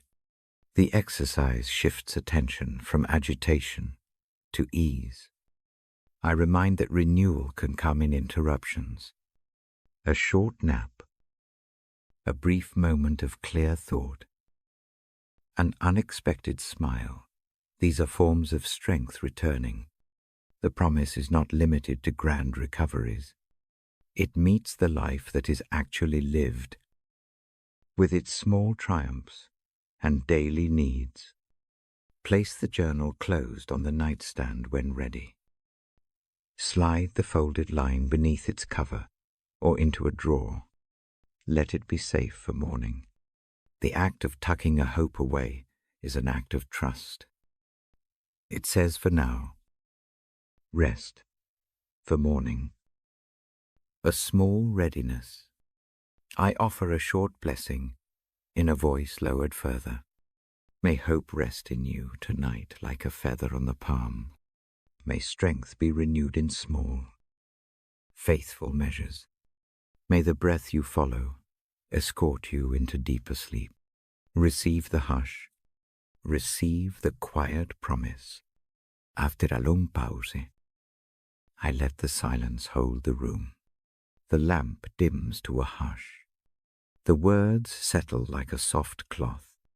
Rest now, and let strength be renewed in its patient way. I sit with the lamp low. The paper is open. The night holds a soft hush. I speak in a voice that moves slowly. My words are short. The air between us breathes with the same rhythm. Tonight I bring two simple truths. One is about bringing requests. The other is about light in darkness. Both are small and gentle. Both are meant for tired ears. I begin with the act of asking. The letter to the Philippians tells us to present our requests to God. It does so with a calm urgency. It does not command worry away. It invites a practice. The act is simple. Take what is heavy and put it before the one who listens. I offer a tiny exercise. Name 3 small things that press tonight. Keep each one brief, not a long account. One short phrase for each. A worry about tomorrow. A tiredness that does not stop. A fear that returns at odd hours. Write each on a small scrap of paper. The writing makes the thought less slippery. The hand carries the weight into the world, where it can be seen. When the scraps are folded, hold them in both hands. Close the eyes. Breathe in slowly. Hold the breath a heartbeat. Exhale long. Imagine handing the folded lines into a larger hand. The image need not be elaborate. It can be like placing a letter into a soft envelope that is already warm. The offering is not magical. It is real in motion. It is a turning of the problem from a constant inner loop to a single act of entrusting. The text promises a peace that is hard to explain. It calls this peace a guard for the heart and mind. Picture that guard as a quiet circle of light around the chest. It does not shout at worry. It does not argue with it. It stands steady like an old lighthouse on a night when fog muffles sound. The light from that lighthouse is not harsh. It is calm and reliable. It keeps a small radius where movement is safe. The mind can rest inside that circle without constant alarm. Peace, in this sense, is not the same as having all answers. It is not a tidy end of every problem. Instead, it is a way the body and mind stop running on the hot coals of anxious thought. There is room between the breaths for gentleness. The heart can slow. The decisions that will come tomorrow can wait until morning. For now, the mercy of quiet arrives. I read the phrase in my head rather than quote it. The writer says, do not be anxious. Bring everything in prayer and supplication. Let requests be known. Then a peace comes that surpasses ordinary understanding and keeps the heart safe. I read the thought slowly, so the meaning can land where the body hears it. not only where the mind argues with it. Presenting requests is an act of honesty. It names weakness. It refuses to perform. It says, I cannot carry this alone tonight. That admission is not failure. It is a doorway. The act of bringing a single worry into the light allows something else to happen. Sleep becomes possible. Mercy finds a place to fall. The muscles around the collarbone unclench. The breath deepens. I guide the breathing now.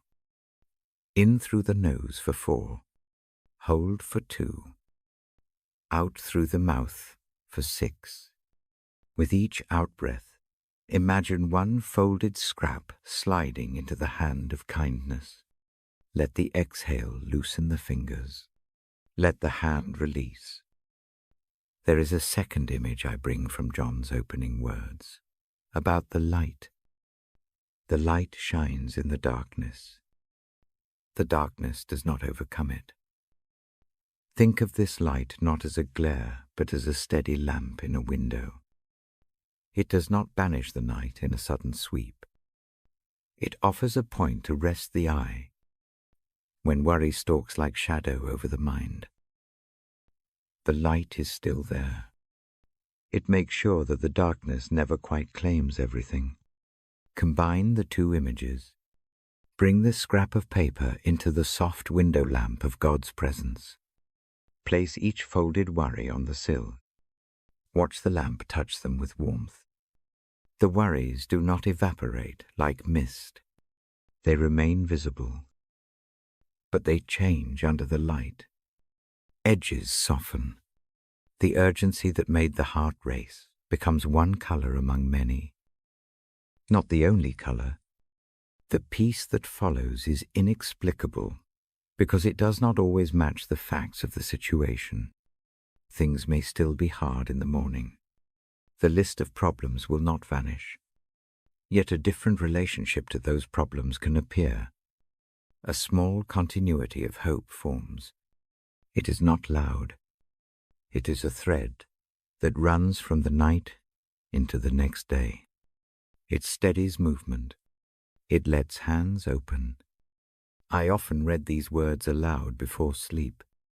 I paraphrase them softly. The voice becomes a tool. Hearing the phrases lowers their weight. The sound itself acts like a small permission to let go. Forsummer. This hearing is the first time the request leaves the inner loop. For others, it is a reminder that the habit of carrying everything alone need not continue. Now, a brief practice to end the night. Place the scraps under the pillow, or in a small box beside the bed. If that feels too final, tuck them into an envelope and set it near the lamp. The physical act matters. It creates a boundary between the waking worry and the space of rest. Then lie down. Let the pulse slow. If the mind begins to replay the worries, return to the scrap you folded first. Picture it in the lamp's warmth. Repeat one short phrase.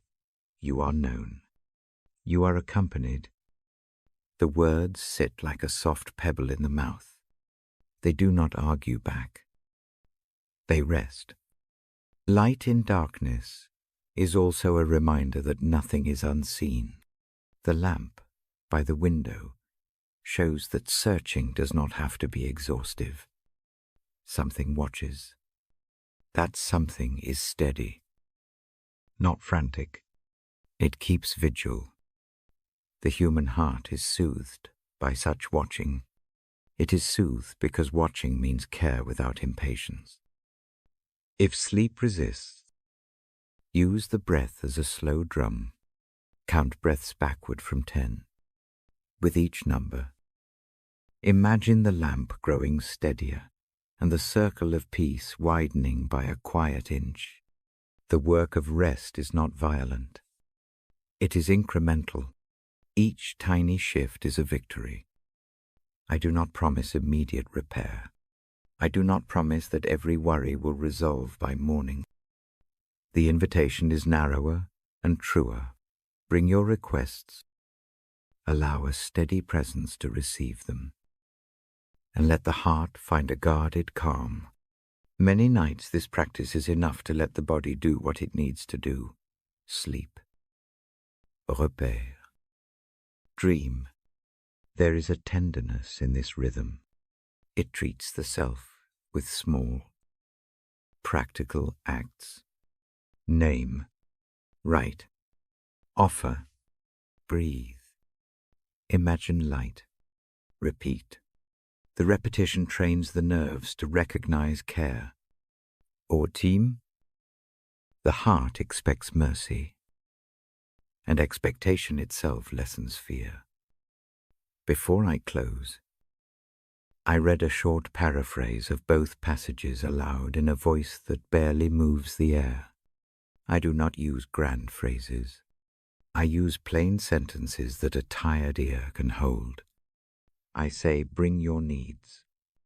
Present them simply. A peace will arrive, like a slow guard around the heart. Keep a small light near the bed. Remember that the light shines in any dark.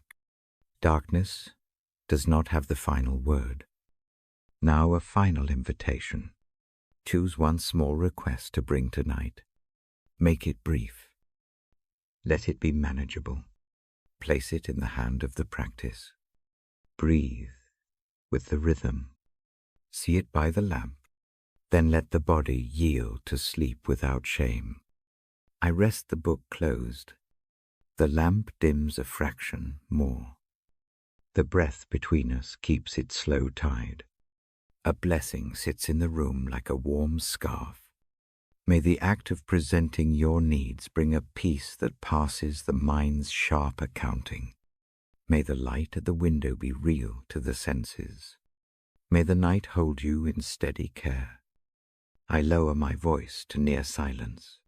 The room takes the sound. The words I read will remain like a small lantern beside the bed. Sleep now. Let the gentle peace keep watch. The lamp breathes in the same slow rhythm. The room keeps its soft hush. I sit with the book closed on my lap. The voice is low. The sentences stay small. Tonight I hold a passage that speaks of an unbreakable bond. I do not recite it word for word. I offer its meaning like a small lantern. The thought is simple and steady. Nothing finally separates the heart from the love that holds it. Imagine a single thread.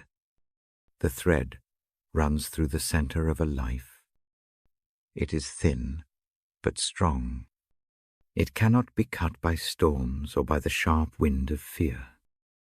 No matter how the day pulls at the ends, the thread keeps a quiet connection. Picture that thread as warm. It is a living thing. It hums softly like a string close to a listening ear. List the usual threads gently. Death, life, forces both seen and unseen. Présent trouble, unknown futures, powers and heights and depths. All of these names come and go. The thread remains. It does not depend on perfect answers or tidy endings. It simply keeps its hold. Put a hand on the chest. Now, feel the small beat beneath the palm. Let the pulse remind the mind of the thread. The touch is an anchor. The rhythm of the heart matches the steadiness of the promise. In that match, the anxiety is not erased. It shifts its posture. It looks less like a threat and more like a weather to be noticed from a safe place. I tell a short story of a small kitchen table. Once, a person I know left a single ribbon tied around the handle of a mug. The ribbon was ordinary and a bit faded. Each morning that person saw the ribbon and felt less alone. The ribbon did not do anything heroic. It served as a reminder that a line of care crossed the room and made certain things gentler. Tonight, imagine a ribbon like that on the bedside. Tie it quietly in the mind. Let the ribbon stand for the unbroken love named in the passage. Breathe with me. In through the nose for 4. Pause for 2. Out through the mouth for 6. The long out-breath unclenches small knots. Each exhale loosens the hold of worry. The breath is a tool that brings the awareness back to the body where the thread is felt most simply. If a hard thought rises, fear of loss, a sense of being left, name it very briefly: fear, loss, doubt. Do not argue. Do not explain. Place the name on a small card in the imagination and set it on the nightstand. Let the card rest there under the lamp's soft glow. The act of placing gives the thought a boundary.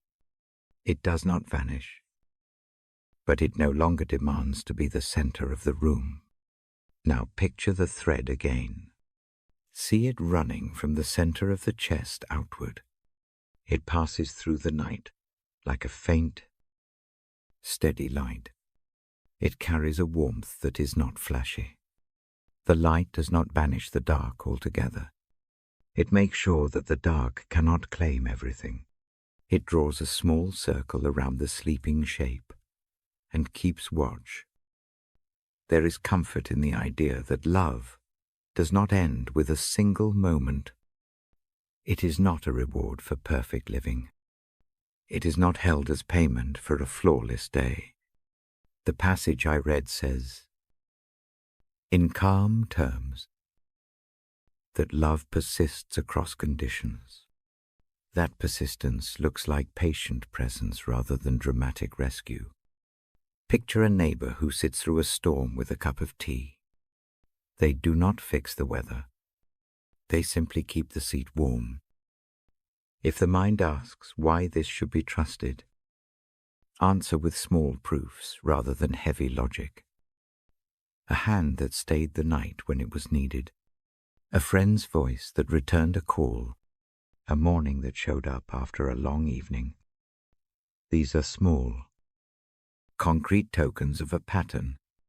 They are not the full explanation. They are enough for the heart to rest. Try a short practice now.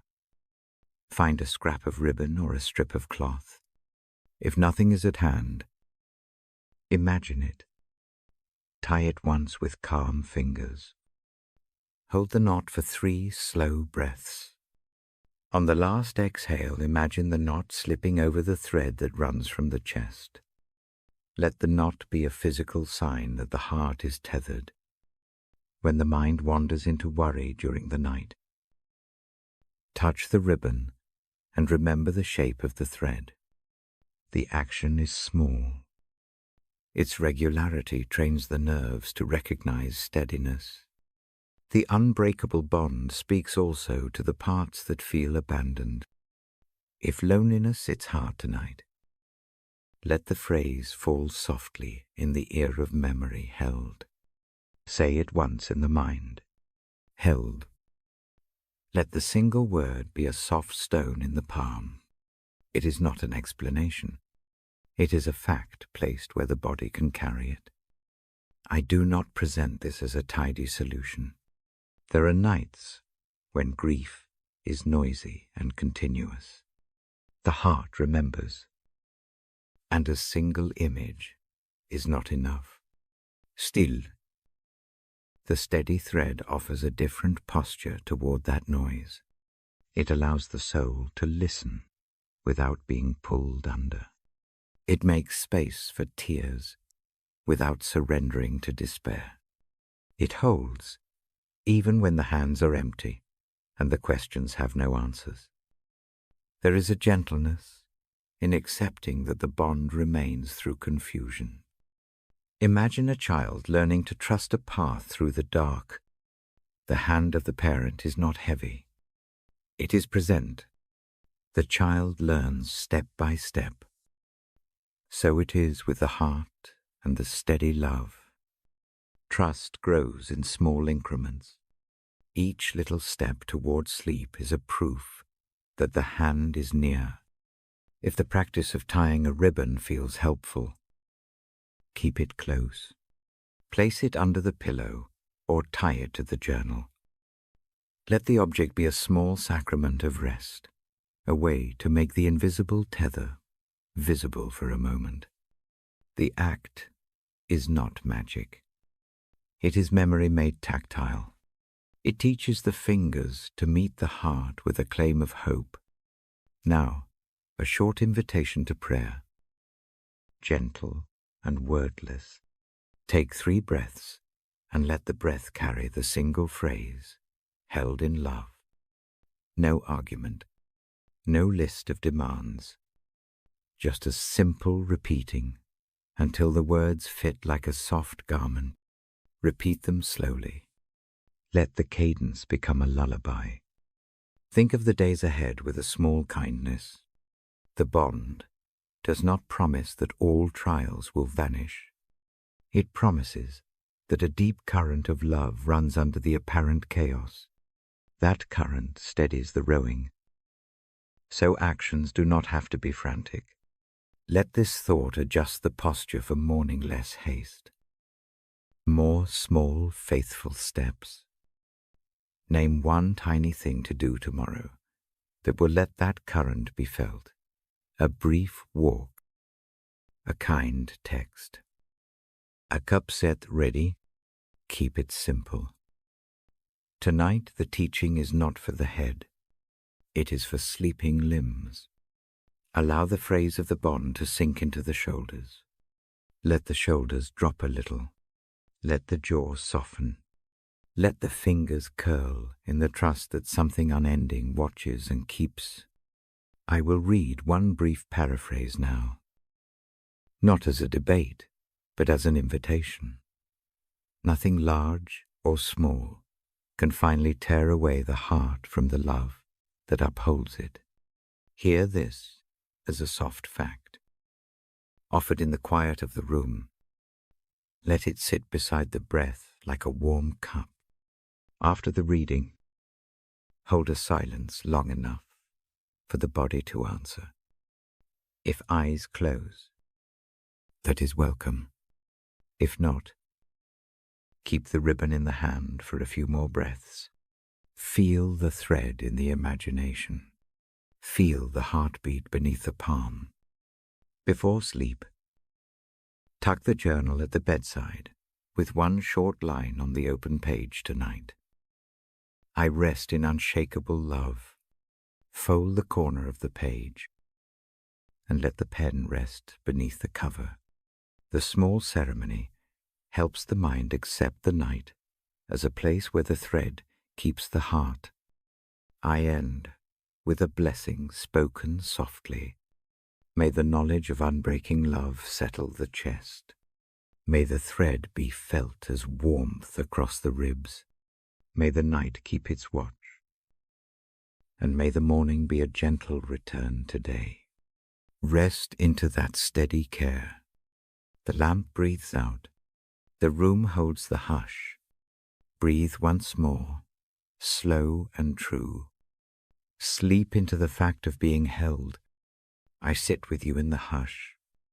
The lamp breathes low. The window keeps a dark, patient sky. I read softly now. And the words are shaped by a single thought from Psalm 121. I lift my eyes to the hills. I wonder where help comes from. Then I remember help comes from the one who made heaven and earth. Listen with the whole body. Let the eyes relax behind closed lids, or rest on the dark. Imagine a ridge of hills, not distant as a fact, but near as a presence. The hills breathe in the wind. They neither hurry nor complain. They keep their quiet. In that steadiness there is a kind of company. Think of the sky above the hills. It stretches without edge. Stars gather like small lanterns. The air holds cool and slow. When I feel the vastness, my small fears change shape. They look less like cliffs and more like pebbles at the shoreline. The shore is wide.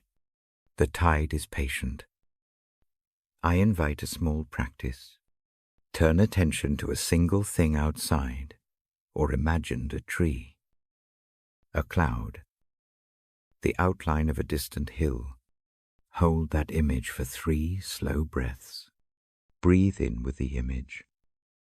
Breathe out, and imagine the image holding you back. You are not isolated from this wider keeping. You are part of a scene that is never entirely yours to fix. Creation speaks in many voices. There is a low language of stone. There is wind that moves leaves like a slow conversation. There is water that counts time without hurry. When I listen to those sounds, I am reminded that the Maker is attentive to countless small movements. The caring that sustains mountains also tends to the small places inside a human chest. This thought helps when nights feel too large. The sky above does not demand performance. It simply is. Stars shine and then fade with no requirement that a watcher must earn them. The presence that forms the hills and the stars is patient in that same way. It does not call for a perfect answer from the heart. It watches and keeps. If there is unrest tonight, place it beside a natural image. Name the unrest in one quiet line. Then imagine setting it at the foot of the hill. The hill is old and steady. It neither mocks nor ignores. It receives the burden like a bench receives a bag. The action is not magic. It is a changing of posture. The burden no longer rides the shoulders alone. I offer a small invitation for the fingers. If a window is near, slide it open a fraction. Let the night air pass over the skin of the face. If there is no window, imagine a breeze. Feel it pass near the ear. Nature's breath is not loud. It is a reminder that the vastness breathes with you.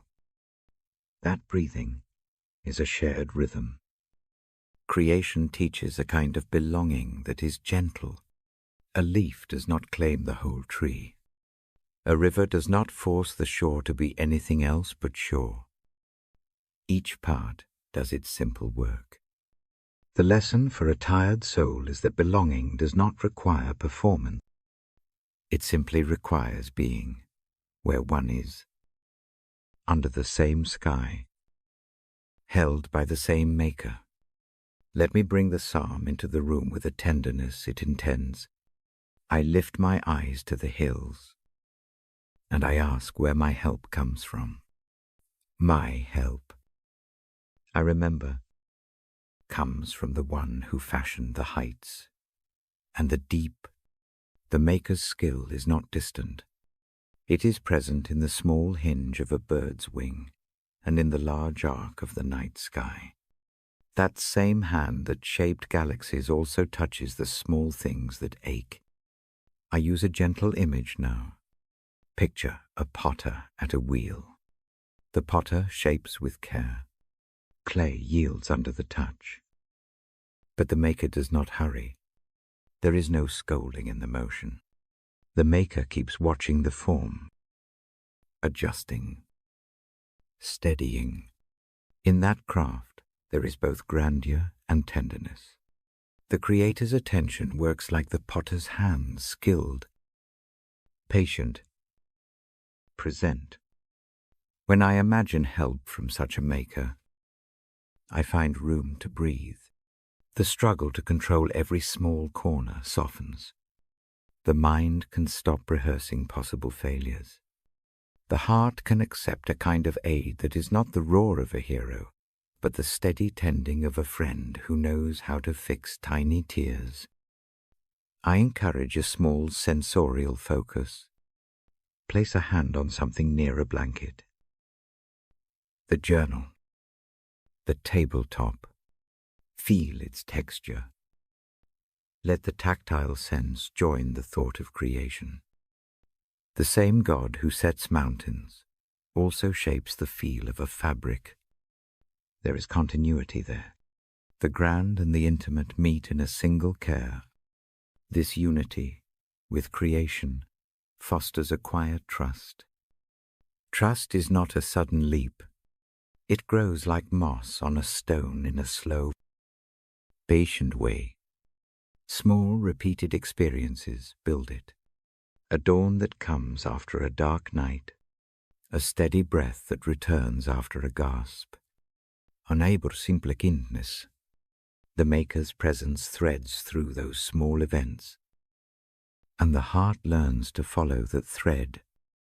If prayer feels difficult, you may try a small litany of creation.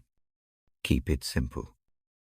Name one element at a time: sky, water, tree. After each name, pause to feel the body respond. Let the naming be a way of aligning with what already exists. In naming, the soul comes to rest beside the Maker's handiwork. I will read a short paraphrase now. Shaped for the ear more than the mind, I look up to the hills, and the question of help comes alive. The answer arrives, not as a proof, but as a presence. Help is given by the Maker of heaven and earth. Hear it as companionship. Hear it as a quiet fact rather than a theory.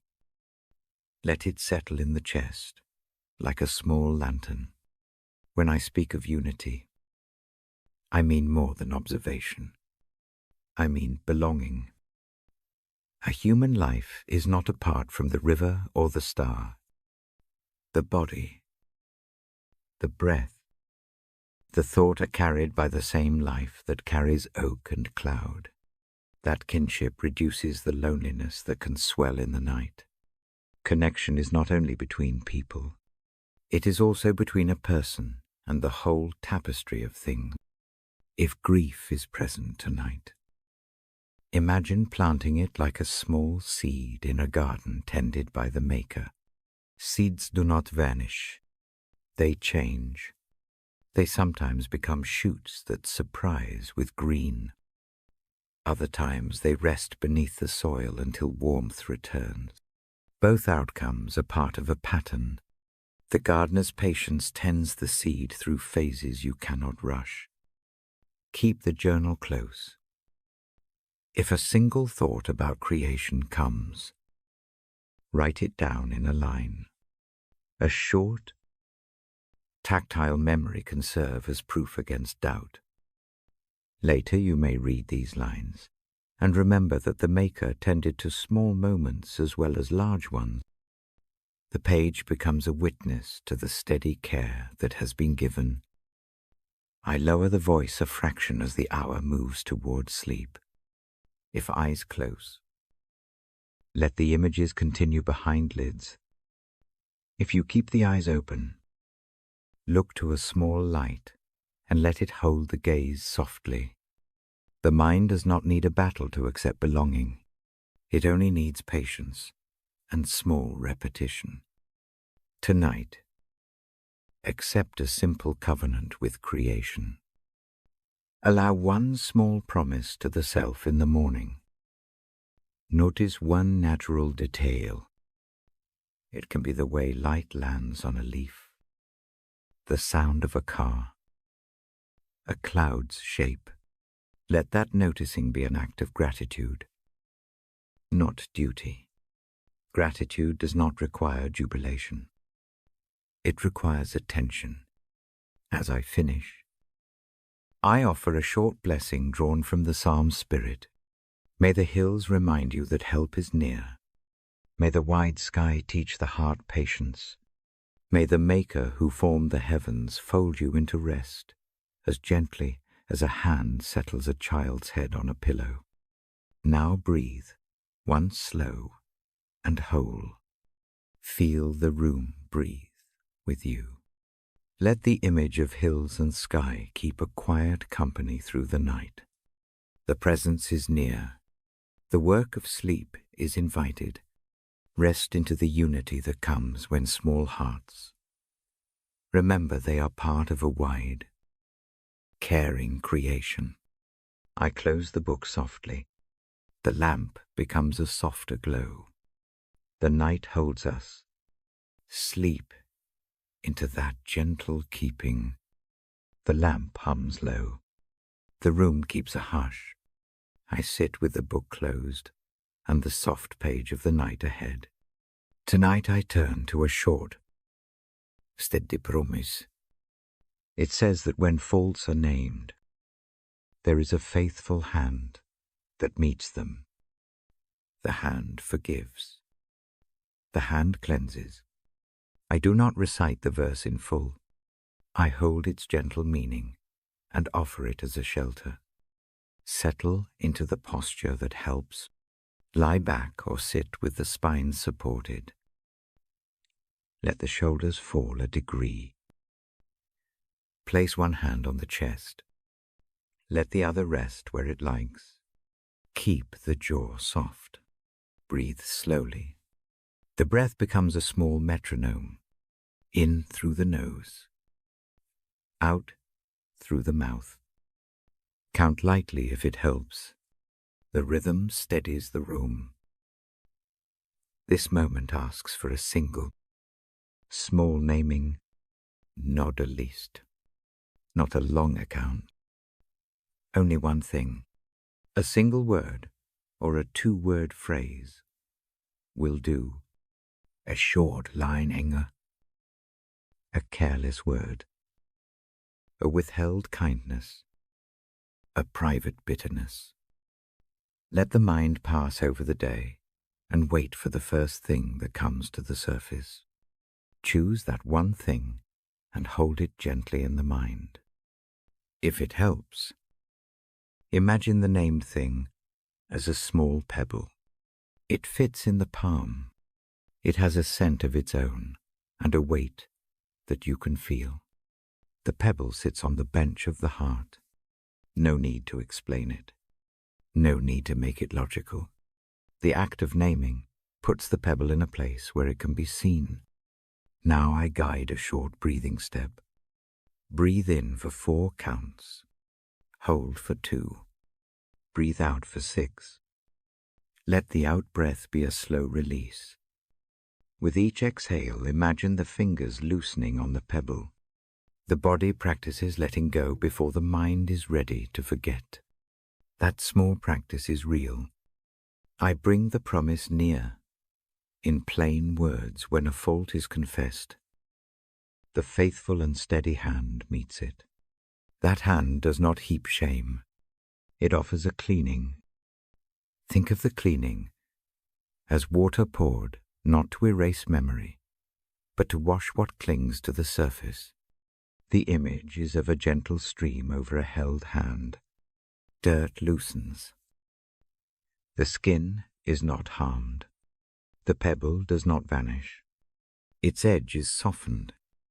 If it feels right, write the single word on a scrap of paper. Keep the letters simple. Fold the paper once. Do not craft a long essay. The folded scrap is a bridge from head into world. Place it for a moment on the bedside table. The action is small and kind. It moves the burden from a restless loop inside the mind to a single, contains shape. Now imagine water. It comes warm, not scalding. A basin sits near the bed. The hand that receives the confession is gentle. Dip the palm into the basin. Let the water pass through the fingers. Watch the color shift. The stain that seems so marked is pulled loose and floats away. The water carries a soft brightness. The pebble feels lighter in the hand. Repeat the breath. In through the nose for 4. Hold 2. Out through the mouth for 6. With each out-breath picture, one small place on the chest rinsed by the water, the pattern is slow and steady. The motion does not rush the past. It simply makes space for rest. Confession here is not a public listing. It is an honest step toward healing. It is the choice to stop rehearsing the mistake and to place it into a larger care. The promise I hold to you is not a weighty doctrine. It is an assurance that mercy is present and practical. The hand that meets the confessed thing is faithful. It keeps its word. It cleanses without spectacle. If guilt rises after the imagining, do not judge it. Watch it like a bird at the window. Name it briefly guilt, then return to the water and let the bird pass. The practice is repetition, not force. Each return trains the heart to expect gentleness. There may be scars that the water does not remove. Some marks remain as memory. The cleansing does not deny that it changes how those marks sit in the life. They no longer throb with fresh heat. They are edged into a quieter shape. Think of an old cloth washed and mended. The seam is visible, but the fabric is whole and usable again.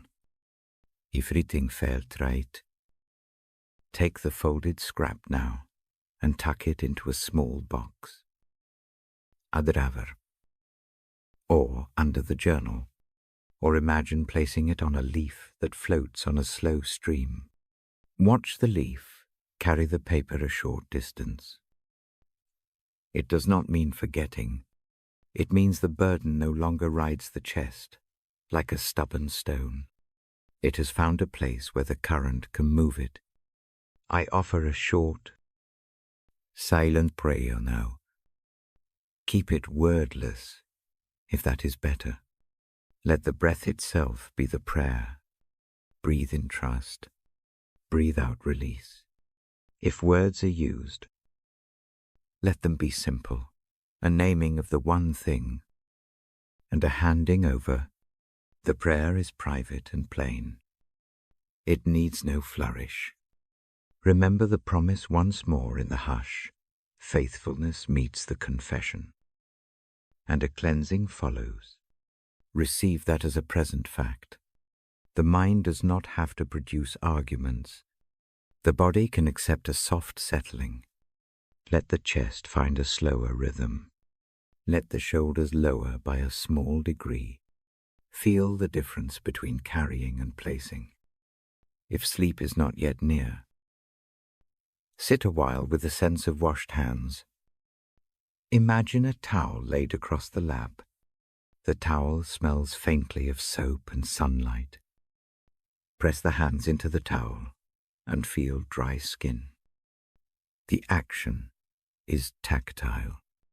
It helps the nervous system understand that change has occurred. The small ceremony moves the inner weather. A short invitation for tomorrow in the morning. If it feels right, open the journal and write one line about the small change, not a full story. One sentence, I let this go for tonight. Uri felt a small glancing. Keep the record as a witness, not as a proof. Over time, those small lines form a gentle ledger of how mercy works in ordinary life. Do not mistake this practice for a way to avoid responsibility. It is not an excuse. It is a place to rest while the work continues. True repair often follows rest. Freshness returns after sleep. The choice to place a burden in faithful hands tonight makes the next day more likely to carry small, workable steps, if shame or doubt returns in the dark. Return the breath and the image of the basin.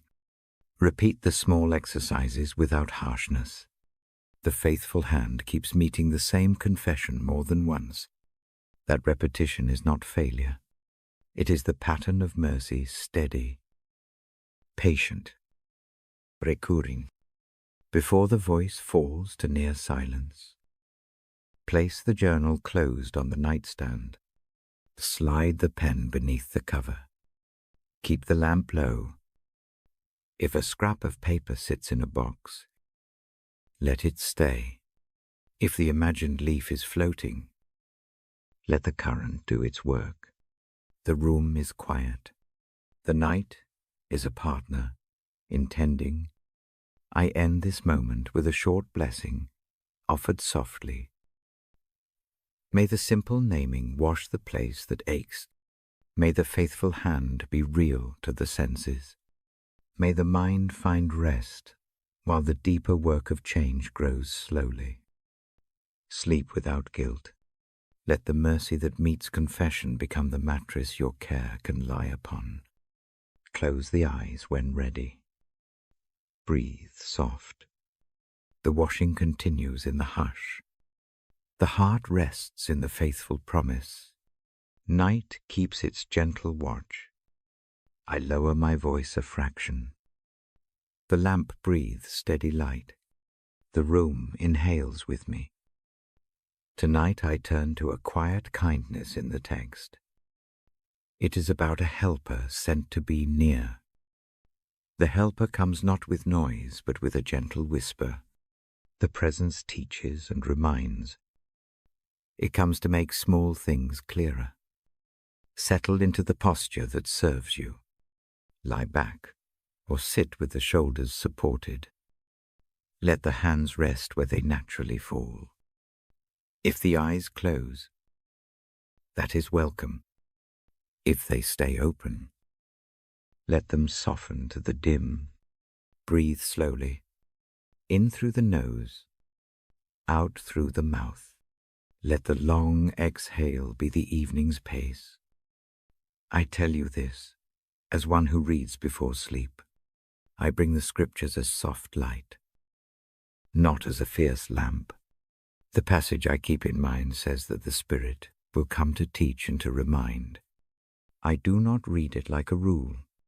I hold it like an invitation. The Spirit's voice is small. It slips past alarm and pride. It finds the quiet places. Imagine a small room in which someone moves with a soft foot. They do not ask for attention. They rearrange little things. They place a cup where it will be reached in the dark. They set a blanket closer. That is how the Spirit often works. Not to thunder, but to tidy what might keep sleep away. Notice the way sound changes at night. The house makes careful noises. È refrigerata, hums. À distant car sise. Those little sounds frame the whisper rather than drown it. In that hush, a thought may appear that does not feel forced. It might be gentle advice, a memory warmed in a kind way, or a small clarity about what to do tomorrow. If a worry sits close tonight, try a tiny experiment. Breathe in slowly. Name the worry in a single word. Let the word rest on the tongue for a heartbeat. Then breathe out and wait. In the pause after the exhale, listen like someone who expects a quiet tap at the window. The first whisper may be a soft reassurance. It may be a small direction. It may be simply a calming presence saying, "You are not alone." This listening is not complicated. It is not a test of cleverness. It is a posture of gentle attention. Imagine leaning your ear to a small bell. The bell does not ring loudly. It gives a single clear tone. Learn to catch that tone. Let it guide the next small step. I invite a short practice with a journal. Keep the pen within reach. Write 3 words tonight. But do it slowly. First, write 1 word that names what you feel now. Second, write 1 small thing you wish for. A modest hope. Third, listen in the quiet for a whisper, no more than a few words that feels like guidance or comfort. Write that whispered word or phrase under the hope. Do not judge it. Record it as one would note a memory. If the whispered phrase sounds ordinary, go to bed early. Call a neighbor. Forgive a small thing. Accept it. The Spirit's nudges often meet life where it is most practical. A simple adjustment can shift the course of a day. A small mercy accepted at bedtime can become a habit by morning. Picture the whisper as a breeze moving through an open window. The breeze does not force the curtains far. It nudges them just enough to let in a slice of night air. That slice cools the forehead. It changes the room's shape by a degree. The Spirit's guidance often works like that soft, small, enough. There will be nights when the whisper is not clear. There will be nights when the mind stays loud. If that happens, do not despair. The practice of listening is patient. Keep the journal nearby. Keep the breath measured. Return to the little habit of naming, hoping, and noting. Each time you do this, the ear grows more trained to the tone of divine gentleness. A tiny tactile cue helps. Choose a small object. Tonight, a smooth pebble. A piece of ribbon. A shell. Hold it in the palm while you breathe. When a quiet thought comes, touch the object and let the touch mark the moment. Later, when worry returns in the dark, touching the same stone can steady the mind and recall the whispered direction. The Spirit also teaches through memory, a remembered kindness, a word that once steadied you, a line from the Bible that warmed the chest. These memories can be the Spirit's way of reminding. When they arise, let them be small anchors. Repeat them quietly. Let the repetition soften the tremor of anxiety. I read scripture aloud now, shaped to listen rather than to argue. I paraphrase the thought the helper comes to teach and to remind what has been given. Hear it not as a demand but as a promise of close guidance. The line sits beside the breath. Allow it to rest there. Hold this image, a teacher at a bedside. Not lecturing but sitting. They do not push or shame. They point quietly to what matters. They speak softly, and their words fall like small stones into still water, sending slow ripples that reach far corners. The Spirit's words often behave in the same way. They make small waves that eventually change the shore. If your heart resists the idea of listening, if fear says it is dangerous to trust any soft prompting answer without debate, take one tiny step. Pick a small suggestion that feels safe. Try it tomorrow. A single small test can be enough. The Spirit's guidance rarely asks for dramatic leaps. It tends to ask for manageable choices. There is also mercy in imperfect hearing. Sometimes the whisper will be mistaken. A gentle misstep is not catastrophe. The Spirit's work is not undone by human error. Return to the pattern. Breathe. Rename what went wrong in one kind sentence. Place the sentence in the journal. Close the page. The practice repeats until it becomes a rhythm. I offer a brief breathing exercise to tune the ear. Inhale for 4 counts. Hold for a single beat. Exhale for 6 counts. After 3 repetitions, wait in the stillness for 10 seconds. In that silence, notice any small thought that rises without force. If nothing arises, be content. The silence itself trains the nervous system to calm. Night is a good teacher for practicing this listening without the day's clamor. Subtler things can be noticed. Make tonight a safe space to practice. Do not aim for revelation. Aim for a posture. Aim for one quiet moment of attention. Let that moment be enough. If a remembered whisper gives a small instruction, stay present. Rest now. Speak kindly. Act on it if you can do so gently. The act need not be grand.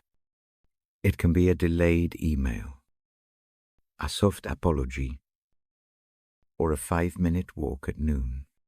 Small obedience trains trust. Before sleep, fold the page of your journal over the line that notes the whisper. Tuck the pen beneath the cover. Let the paper wait. The act of preservation keeps the whisper from evaporating. It gives it a small life into the dawn. I will speak a brief blessing now. Quiet and exact, may you hear the small voice that teaches and reminds. May it come as a gentle guide and an honest friend. May the whispers keep your steps soft and your choices small and faithful. Rest into that gentle guidance. If sleep comes, let it be welcome. If wakefulness returns, let the breath be your companion and the journal your anchor. The spirit is patient. The practice is patient too. Return tomorrow to the small work of listening. I close with a soft pause. The light dims. The room keeps its slow breath. Let the whisper be a lamp beside the bed. Let it guide one small step. Sleep into the hush. And wake to a kindly direction. Good night. Shuwu. A father's love. I sit with the lamp low.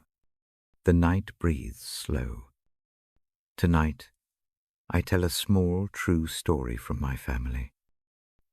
It is not loud. It is gentle and near. My brother has hands that once built things. He learns with his fingers. A few years back, an illness made his hands unsure. Tasks that used to feel easy became heavy. The world of tools and measure felt foreign. Pride tightened the jaw. Sleep thinned into a string of wakes. One evening I come to his bed.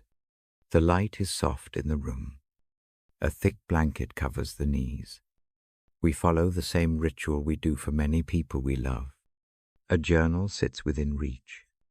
The pen waits. The breath slow cycles the room. I read a short passage that speaks of fatherly care. I do not quote it loudly.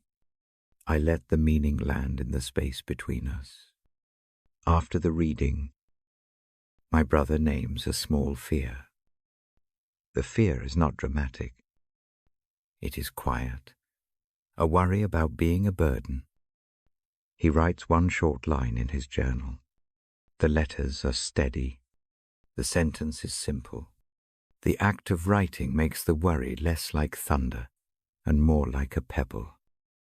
I tell him a memory. I speak softly. Though not as a sermon, I say that when we were small, our father used to mend torn sleeves by the kitchen light. He did not hurry. He held the needle with a calm hand. The stitches were imperfect, but he kept the cloth usable. He taught that fixing is often slow. He taught that presence matters more than finished work. My brother hears the story differently now.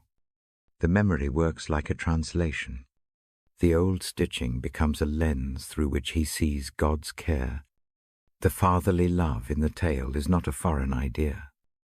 It is a practical way of being held while hands learn anew. That idea sits beside the sick hand like a small cushion. We practice a small ritual. I ask him to imagine his hands on his lap. He does.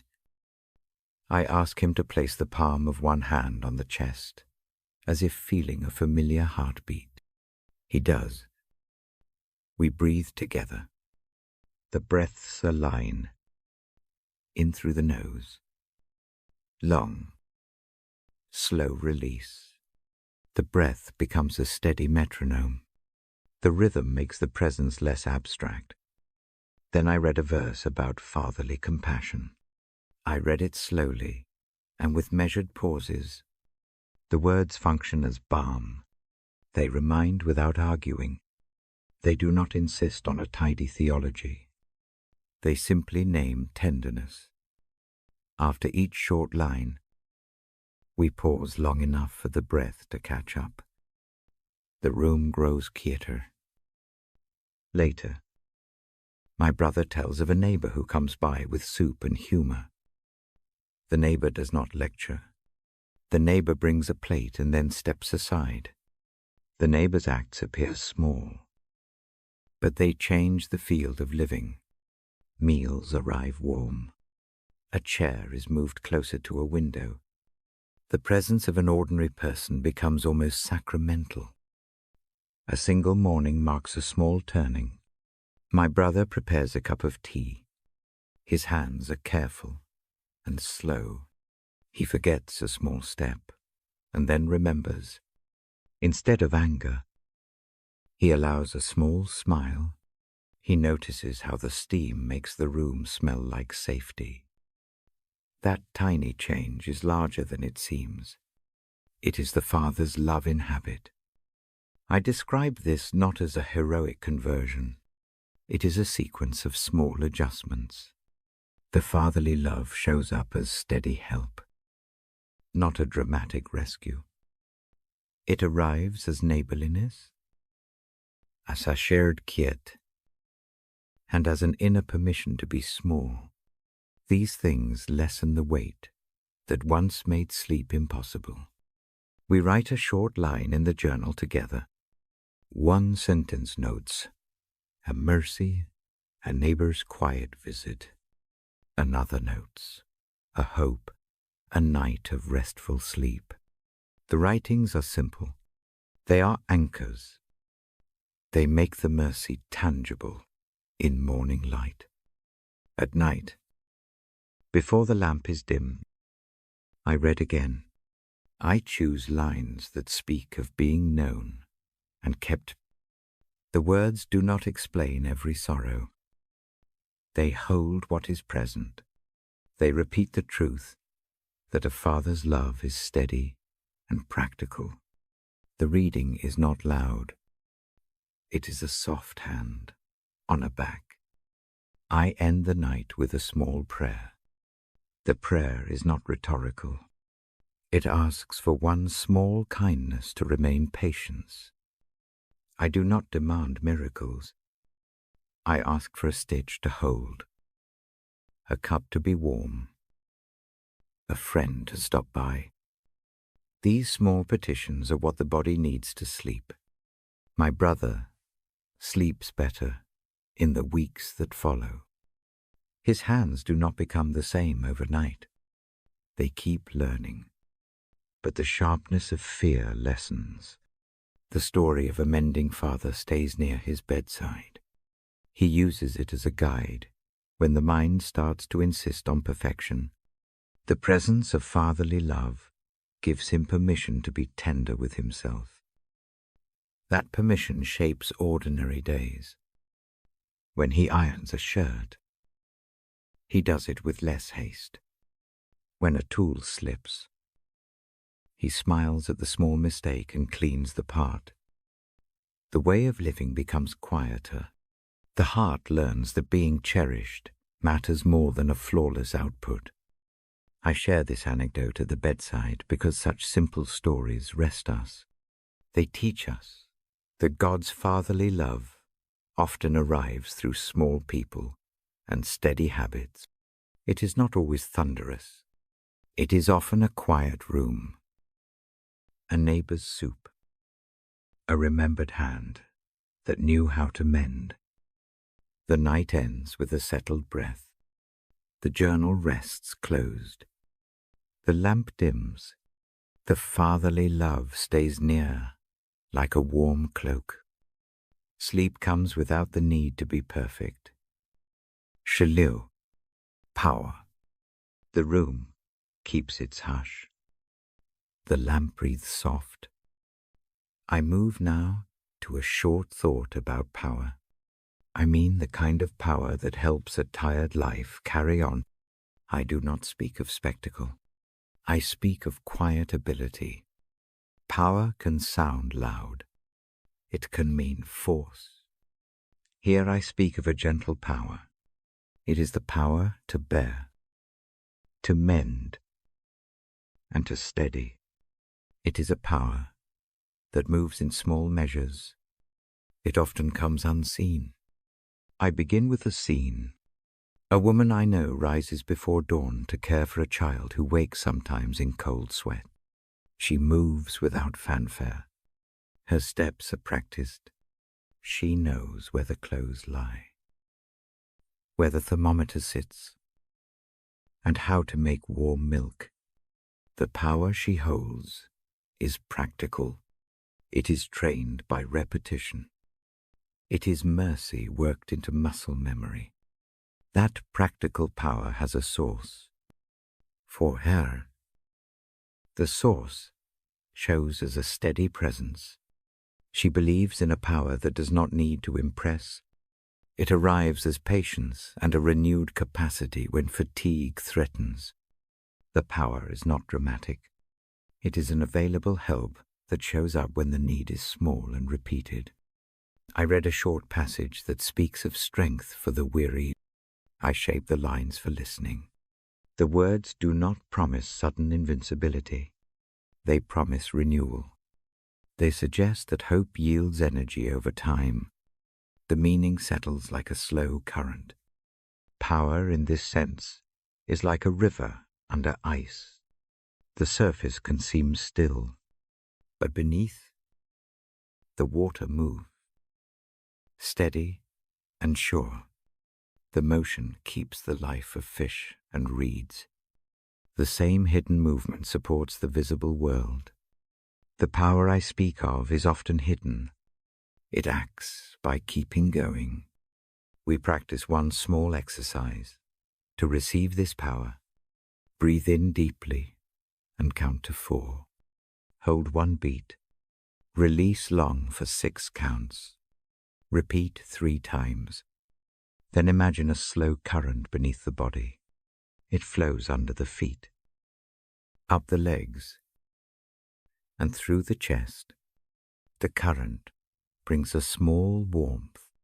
It is not hot. It is enough. Power also looks like gentleness that persists. A neighbor who continues to visit each week is an expression of quiet power. The friend's small acts mending a hem, bringing bread-built resilience over time. The pattern of repetition matters. The same acts handed out again and again make a reliable architecture for life. This power of persistence does not coerce. It invites. It is a steady net that catches slips. It helps someone stand again without shaming. The power works at a human scale. It meets the body where it is. I suggest a practical way to welcome such power. Choose one small act tonight that can be repeated for a week. It might be a 5-minute walk at dawn, a brief call to one friend, or folding an extra blanket before bed. Keep it tiny. The aim is habit. The habit is the birthplace of power. Faith, often reframes the source of power. It moves the question from, "Can I do this?" to, "Who is with me when I do?" The presence of Christ. As I read, offers a companion that supports ordinary tasks. The companion's help is not showy. It is a steadying hand that steadies the wrist and quiets the mind. Power in the spiritual life is often a slow enlargement of capacity. It does not insist on sudden heroism. It grows when the heart practices trust in small things. Each trust becomes a muscle. The muscle responds.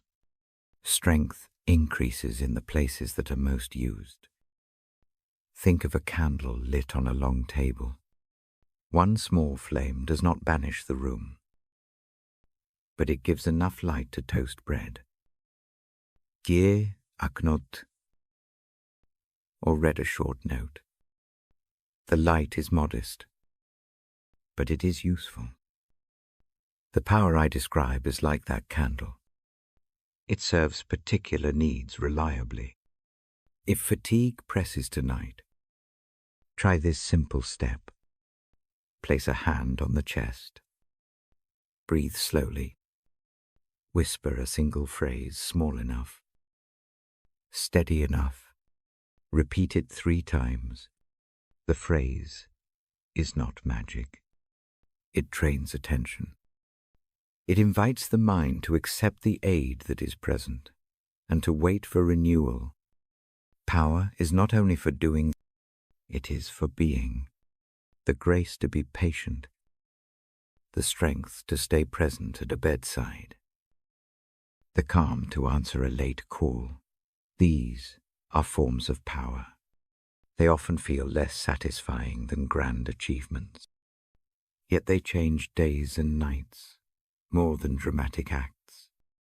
I read a small line about strength renewed for those who wait. I read it as a quiet promise. I do not preach strain. I suggest rest as one method of growing power. Sleep repair muscles. Quiet restores nerves.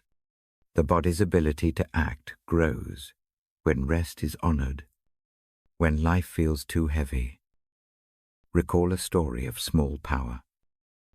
Remember a neighbor tying shoes for a child, a friend mending a fence, a parent sitting up through fever. These memories are not heroic myths. They are evidence that the simple power of kindness keeps the world functioning. Before I close, choose one tiny practice to cultivate power tomorrow. Maybe set out a pair of shoes by the door. Maybe place a cup in the kettle. Maybe write one line in the journal. The practice trains a small readiness. Over time, the readiness becomes capacity. I end with a short reading that frames power as a quiet gift. It is given when needed. It is steady and available. Hear it as a calm fact. Let it settle on the chest like a warm stone. The lamp dims. The room keeps its slow breath. Rest into the reality that power comes in small measures and steady patterns. Sleep into that thought. Let the gentle strength of presence hold the night. The lamp breathes a steady circle of light. I keep my voice slow. The house holds a hush. Tonight, I turn to a small, plain promise about prayer. I bring it as a comfort, not a test.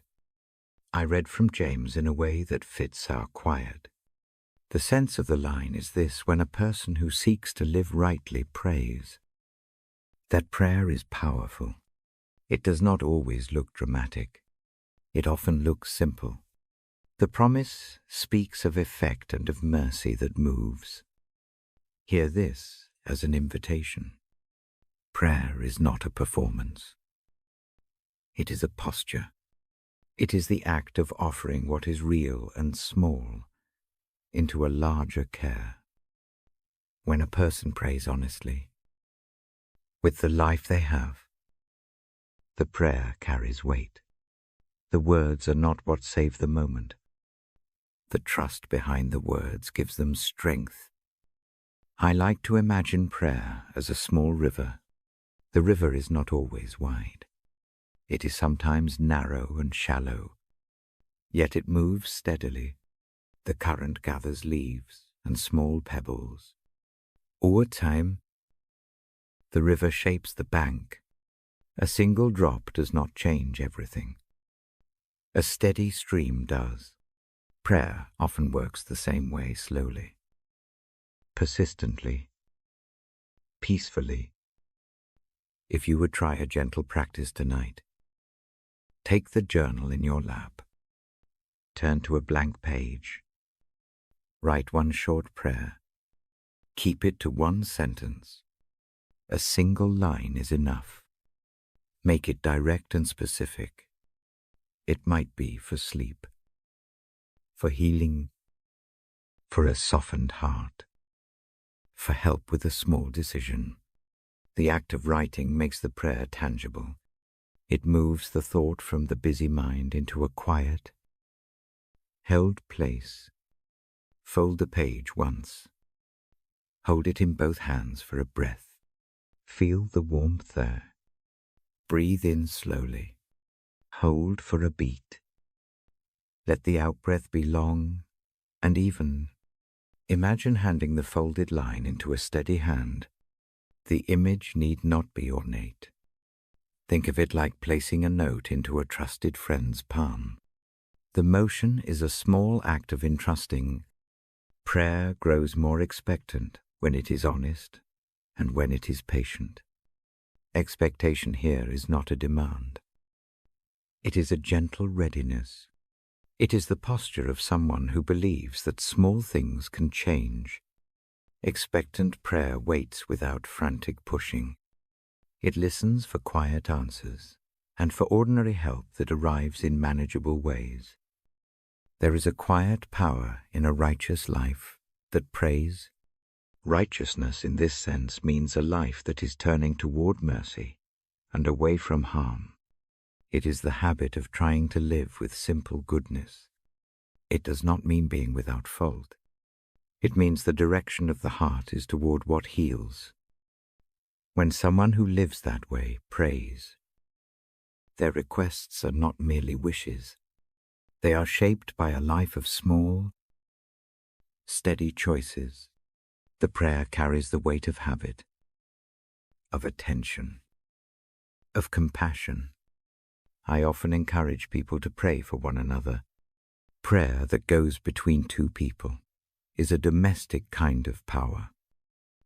A neighbor who prays for an anxious friend does more than hope. They add a living pattern of care. It is nothing spectacular. It is ordinary. Yet ordinary patterns have surprising effect. A short, regular prayer for another tends to change the one who prays. The heart grows less quick to worry. The one prayed for, even if they do not know, becomes surrounded in a quiet way. Let me offer a small, usable method. Name one person to pray for tonight. Keep the name very short, one word if possible. Place that name at the top of the page. Below it, write one simple request for them. Keep it small for rest, for patience, for clarity, for a safe moment. Do not write a biography. Simply name the need, then fold the page and set it beside the lamp. The next night, add one line to the same page. Over time, you will have a small ledger of care. You may later look back and see small answers that did not look like miracles but like steady mercies. Expectant prayer is also humble. It acknowledges the limits of one night and of one mind. It trusts that small steps matter. When I read James, I imagine a line of people passing tiny lamps along a dark street. Each lamp is carried by a person trying to live kindly. The light moves from hand to hand. It reaches a house where somebody is afraid. The light itself does not do everything, but it shows the next step and warms the room enough to breathe. Prayer that is earnest is not loud. Earnestness can be a slow knocking at a familiar door. It is the kind of asking that returns when needed. It does not keep score. It keeps showing up. A practice I recommend is to pray the same short line when sleep feels far off. Repeat it quietly, like a lullaby. The repetition is not rote. It is a rhythm that the heart can learn to rest with. Confession and prayer often walk together. When something weighs a conscience, bring it into the light in a quiet line. Name the small wrong. Offer it into the same steady hand you entrust joys to. The act of naming and offering can loosen the tight places in the body. The practice is not about self-flagellation. It is about freeing the chest to let breath return. There are times when prayer seems to do nothing. I will not pretend otherwise, but often the effect is delayed and slow. A softened heart appears weeks later. A relationship eases. A morning arrives with a different weight. Keep a small patience with the practice. Notice small changes and mark them. A short note in the journal about an answered prayer, however modest, trains the eye to see patterns of care. Those patterns build faith, like a path laid brick by brick. I want to tell a small story. A neighbor I knew had a daughter who slept poorly. The neighbor began to pray each night for that child in a single, short sentence. Nothing dramatic happened at first. The child still woke. The neighbor still worried. But the neighbor's tone in conversation softened. The late-night visits were fewer.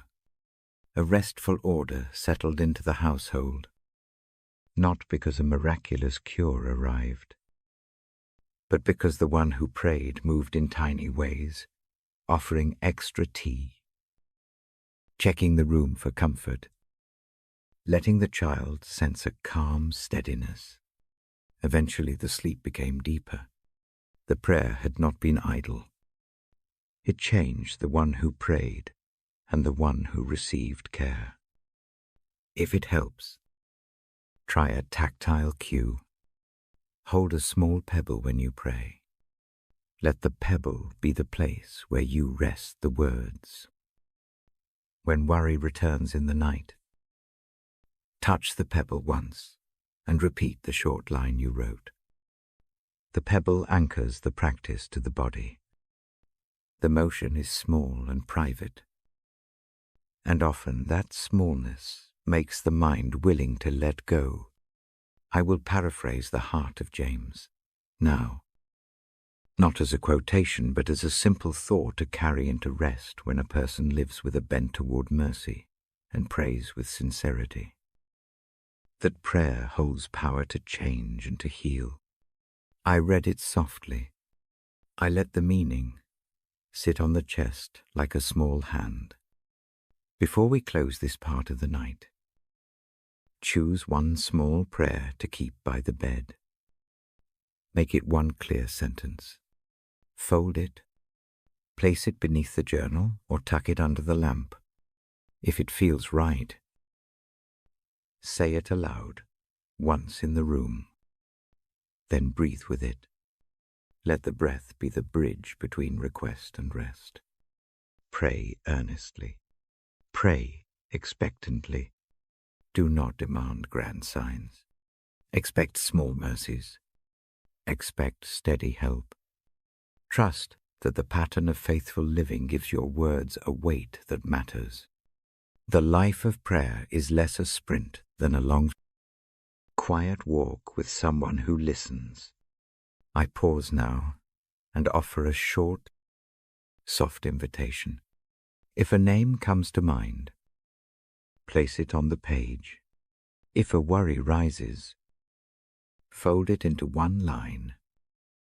Hand it over in your imagination. Let the act of entrusting be real for the body as well as the mind. Breathe slowly. Hold the stillness for a few breaths. When the folded line rests beside the lamp, the room grows quieter. The breath lengthens. The habit of prayer begins to do its work. You are not alone in your asking. The promise I read is not a test. It is a steady truth. Prayer from a heart leaning toward mercy is a real thing with real power. I will read one small line from the scriptures now, shaped into plain speech, to hold as a close truth. The prayer of a person seeking rightness has power and brings about change. Hear it as a comfort. Let it be a soft fact on the pillow. Let that fact ease the chest and steady the breath.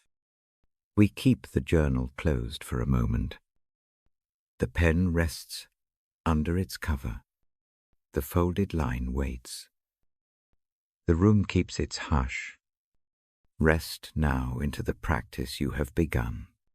Sleep with the expectation that small prayers are heard, and that steady mercy moves in gentle acts.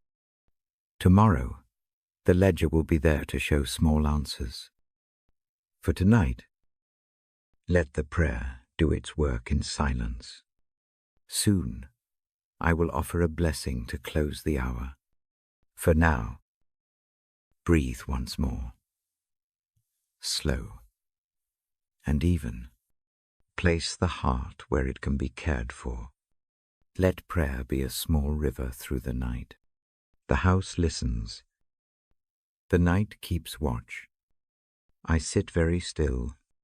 The lamp breathes a small circle of light. The room is quiet in the way it becomes when day has finished its asking. My voice stays low. The words come slow. I have read with you tonight. We have named small fears. We have placed a few hopes in the journal.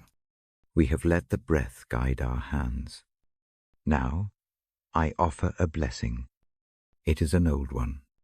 It is simple and steady. I bring it not as law, but as a soft promise for the night. Close your eyes if that helps. Rest a hand on your chest. Feel the pulse. Feel the cool of the sheet. Breathe in gently. Hold the breath a moment. Release long and even. Let your shoulders fall a fraction. Let the jaw loosen. I speak the blessing slowly so the words can land where the body hears them most.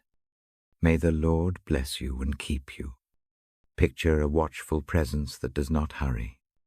Imagine a hand that steadies the back of the neck and a shelter that keeps out the sharp wind. The blessing asks for a keeping that is practical. It keeps the feet warm and the mind less fierce. It is a guard that does not nag. It is a care that remains while you sleep. May the Lord make his face shine upon you and be gracious to you. Think of light moving across a quiet room.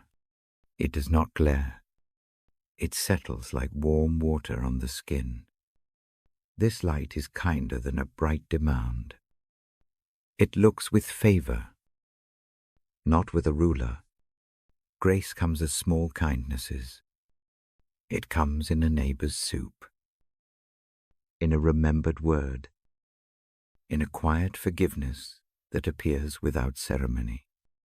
Let the image of that gentle light touch the places where you feel thin. May the Lord lift up his countenance upon you and give you peace. Imagine someone who meets your tired eye and does not turn away. The look is steady and soft. Peace is the gift that follows that look. The peace, I mean, is not an empty silence. It is a fullness that fills the hollow places. It is the feel of a blanket drawn over shoulders. It is the evening that holds you, while the heavy parts of the day unbind. I say these lines as one who reads scripture at night. I do not make them a test. I offer them like a warm cup. Let the blessing be a small canopy above the bed. Let it be a shelter not only for the head, but for the parts that ache in secret. If the mind resists, do not force it. Breathe slowly and repeat a single phrase in your mind. You may choose one phrase from the blessing. Keep it to a breath. You are kept. Or, light for the dark. Or, simply peace. Repeat it quietly with each exhale. Do not argue with the mind. Let the phrase work like a soft knot loosening in the body. I will make the blessing a little more concrete. Now, I ask for keeping over your body. May the rest you need come down like soft rain. Let muscles loosen. Let the spine find a small length. Let the nerves accept a slower rhythm. Breathe in safety. Breathe out tension. Ask for keeping over your mind. May intrusive thoughts find a place to rest that is not the racing center of the night.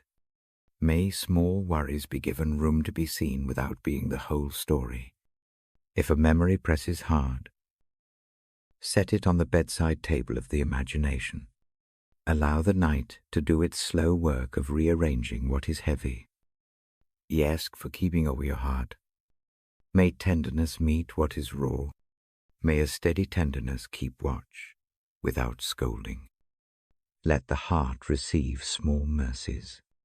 Let hope reach the places that feel closed. I mention Christ here as a companion for the night.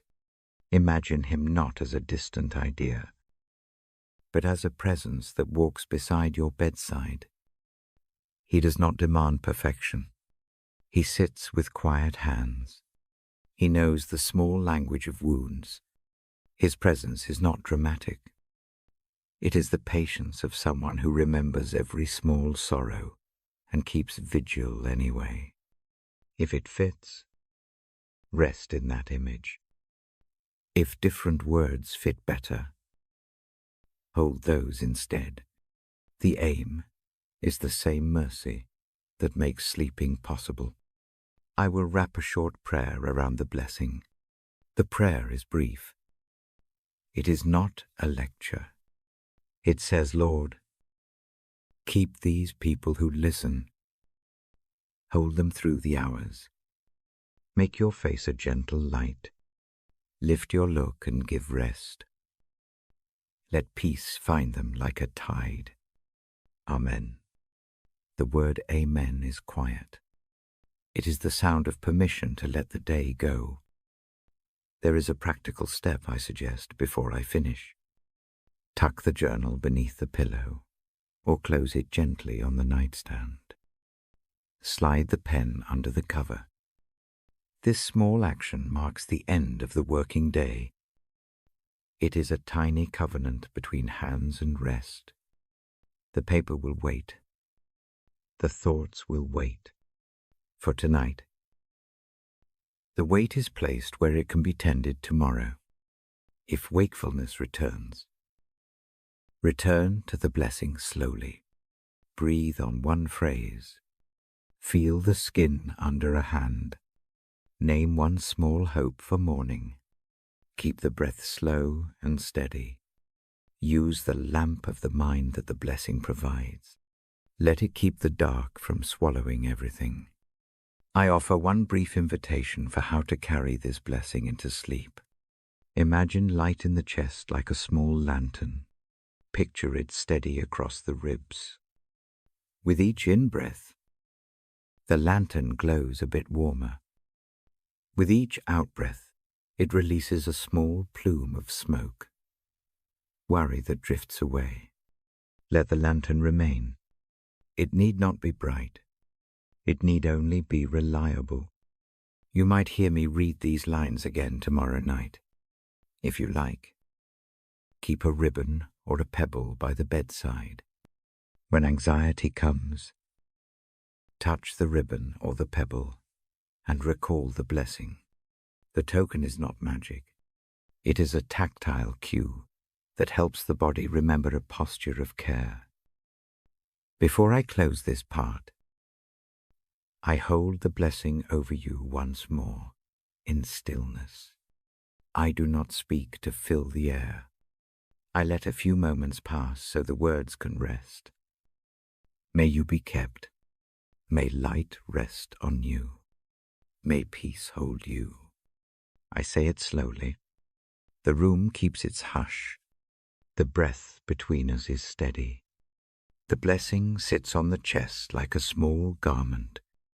When you are ready, let your eyes close. Let the head sink into the pillow without hurry. Trust the quiet. Trust the presence that holds. Trust the slow mercy of the night. I pause anew. In the next and final part, I will offer a brief closing reflection. I will gather the threads we have kept tonight. I will leave one last, gentle charge for waking. For now, sleep into the blessing. Let the night do its work. The room keeps watch. The breath keeps time. Rest. I come back to the bedside one last time. The lamp is low. The house inhales and lets go. My voice moves slow. The sentences stay short. This is the place where we gather the small things we have kept tonight. We have walked many small paths together. We learned to name one thank you. We learned to set one burden down on a page. We practiced a single hope. We tested a simple handing over of worry. Each small act matters. Each one is a stitch in the quiet garment we wear into sleep. Now I read a passage that has folded itself into many nights. I read it plainly and slowly, so the ear can hold it. The lines are from Psalm 23, verses 1 through 3. The Lord is my shepherd. I shall not want. He makes me lie down in green pastures. He leads me beside still waters. He restores my soul. Hear the words as a calm fact. Let the image come like a soft picture. Do not feel the need to analyze. Let the shepherd be a presence that moves beside the weary. Picture green fields that welcome tired feet. Picture water that is still enough to let the reflection calm the eye. Place a hand on the chest. Now, feel the small beat beneath. The pulse is a measure of care already at work. When the verse says the shepherd restores the soul, imagine that restoration is a small tending. It is not an urgent overhaul. It is a quiet mending. A seam is stitched. A stray thread is tucked in. Something becomes less raw. Think of the shepherd's leading. It is not a sudden command. It is a gentle guidance. Tonight, let that image act like a map for the morning. Make one small plan to follow tomorrow. It may be only a step. Make the bed. Drink a warm cup. Send a brief note to a friend. The shepherd's lead can be as practical as a cup on the counter. Remember the green pastures in a particular way. Choose one small blessing from the day. Keep it on the tongue of thought. It might be the taste of a hot drink, a short laugh, a clear moment of work finished, a hand held, or an email that felt human. Say the chosen blessing slowly in heart. Let it warm the chest like a small ember. Then notice the still water's image. Still water invites reflection. Take one quiet breath and look inward. What relieved you even a little today? What kindness arrived unexpectedly? What small repair happened inside the chest? Do not hunt for grand signs. Let the stillness show the small things that stand steady under the surge. I offer a short invitation for the journal tonight. If the pen is near, open the page to the place you have been using. Write 3 things in a line each. Slowly. 1. A name for the single blessing to keep. 2. The burden you place down for tonight. 3. One small step you will try in the morning. Keep each line short. Folding the paper makes the acts real. Close the book with a soft hand. The Psalms promise to restore the soul can be carried into action. Restoration often begins with sleep. Sleep is not passive. It is work the body does well. Giving the night permission to mend is a practical obedience. Lay the head down and let the body do its essential labor. We have spoken of confession. We have spoken of forgiveness. We have named that mercy works slowly. Keep that in the mind as you move toward dawn. Do not expect a sudden sun to erase all marks. Expect small light. Expect one more compassionate morning. Let that expectation be enough for tonight. There is a gentle charge I place in the last minutes before sleep. When morning comes, share one small piece with another person. This is not a performance. It is a tiny passing of what you have received. It could be a brief note, a hand-set cup, a short text that says, "I thought of you." The act of passing on peace teaches the heart to receive more. Giving a small kindness trains the world to be kinder. Consider how the stories you keep can become gifts. A memory of a father mending a sleeve, a neighbor bringing soup, a quiet litany that steadies prayer. These are not only for private comfort. They can be offered as examples when someone else needs steadiness. Tell one short story in simple words tomorrow. Make it a small offering of hope. Community forms in tiny moves. When a person shares a restful practice, others learn a new muscle. When a person models naming a single burden and placing it down, someone else may try it. The lives we lead in small ways are the ways mercy circulates. Tonight, think of one person who might welcome a small note about the calm you found. If it feels right, send it in the morning. I remind again, this place is gentle. There is no pressure to explain. There is no demand to fix. The aim is rest, repère, and a readiness for the morning. Let the Psalms' shepherding be a picture that steadies those aims. Keep the pages, the breath, and the small habits close by the pillow. Breathe again with me. In through the nose for 4. Hold 2. Out through the mouth for 6. Let the out-breath be longer. Let each exhale carry away a fraction of striving. The rhythm is a handrail. Use it when wakefulness returns in the night. Do not argue with the mind. Return to this counted breath. If a worry wakes the hours later, reach for the journal, for the ribbon, for the pebble. These are the small anchors we have used. Touch them. Say aloud, or in silence, the phrase, "You recorded the single blessing." The single burden, the single hope.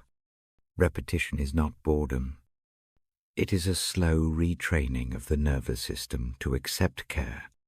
I will close with a few practical suggestions for morning. Prepare one small thing tonight that will welcome the new day. Set a cup on the counter. Put shoes by the door. Tuck one short note into a pocket. The morning will look different if the first step is gentle and chosen. Habit begins with such small acts. Also, gather one person to whom you will pass this quiet. It may be a neighbor, a friend, a face in a small group. Share with them the method you used tonight, a short gratitude, a named burden, one tiny hope, and the reading of Psalm 23. Do not script it. Offer it simply. Community grows out of repeated small offerings. Sharing teaches the heart to expect mercy not only for itself, but for others. Before I end, let the psalm rest again like a final lamp. The Lord is my shepherd. I lack nothing that matters for the night. Green pastures and still waters are near at hand in the imagination. The soul is given space to mend. Carry that image into sleep. Close the journal if it is open. Tuck the pen beneath the cover. Place the folded slip of paper where the hand can find it if needed. Turn down the light. Feel the room hold you. I lay a gentle hand of blessing on the idea of morning. May the day that comes bring one small mercy that can be held. May the breath that rises with dawn be steady and mild. May the community of small kindnesses gather you into a web of care. Now rest. Let the shepherd's quiet lead you. Let the day's soft blessings sit on the chest like warm stones. Sleep comes as the body does its work. The night keeps watch. The psalm's simple lines remain a lamp beside the bed. When you wake, remember to pass a single piece. In that passing, hope grows, mercy spreads. The small world we tend becomes more gentle. Good night. I will meet you here again, by the light and the page. When the house breathes low once more,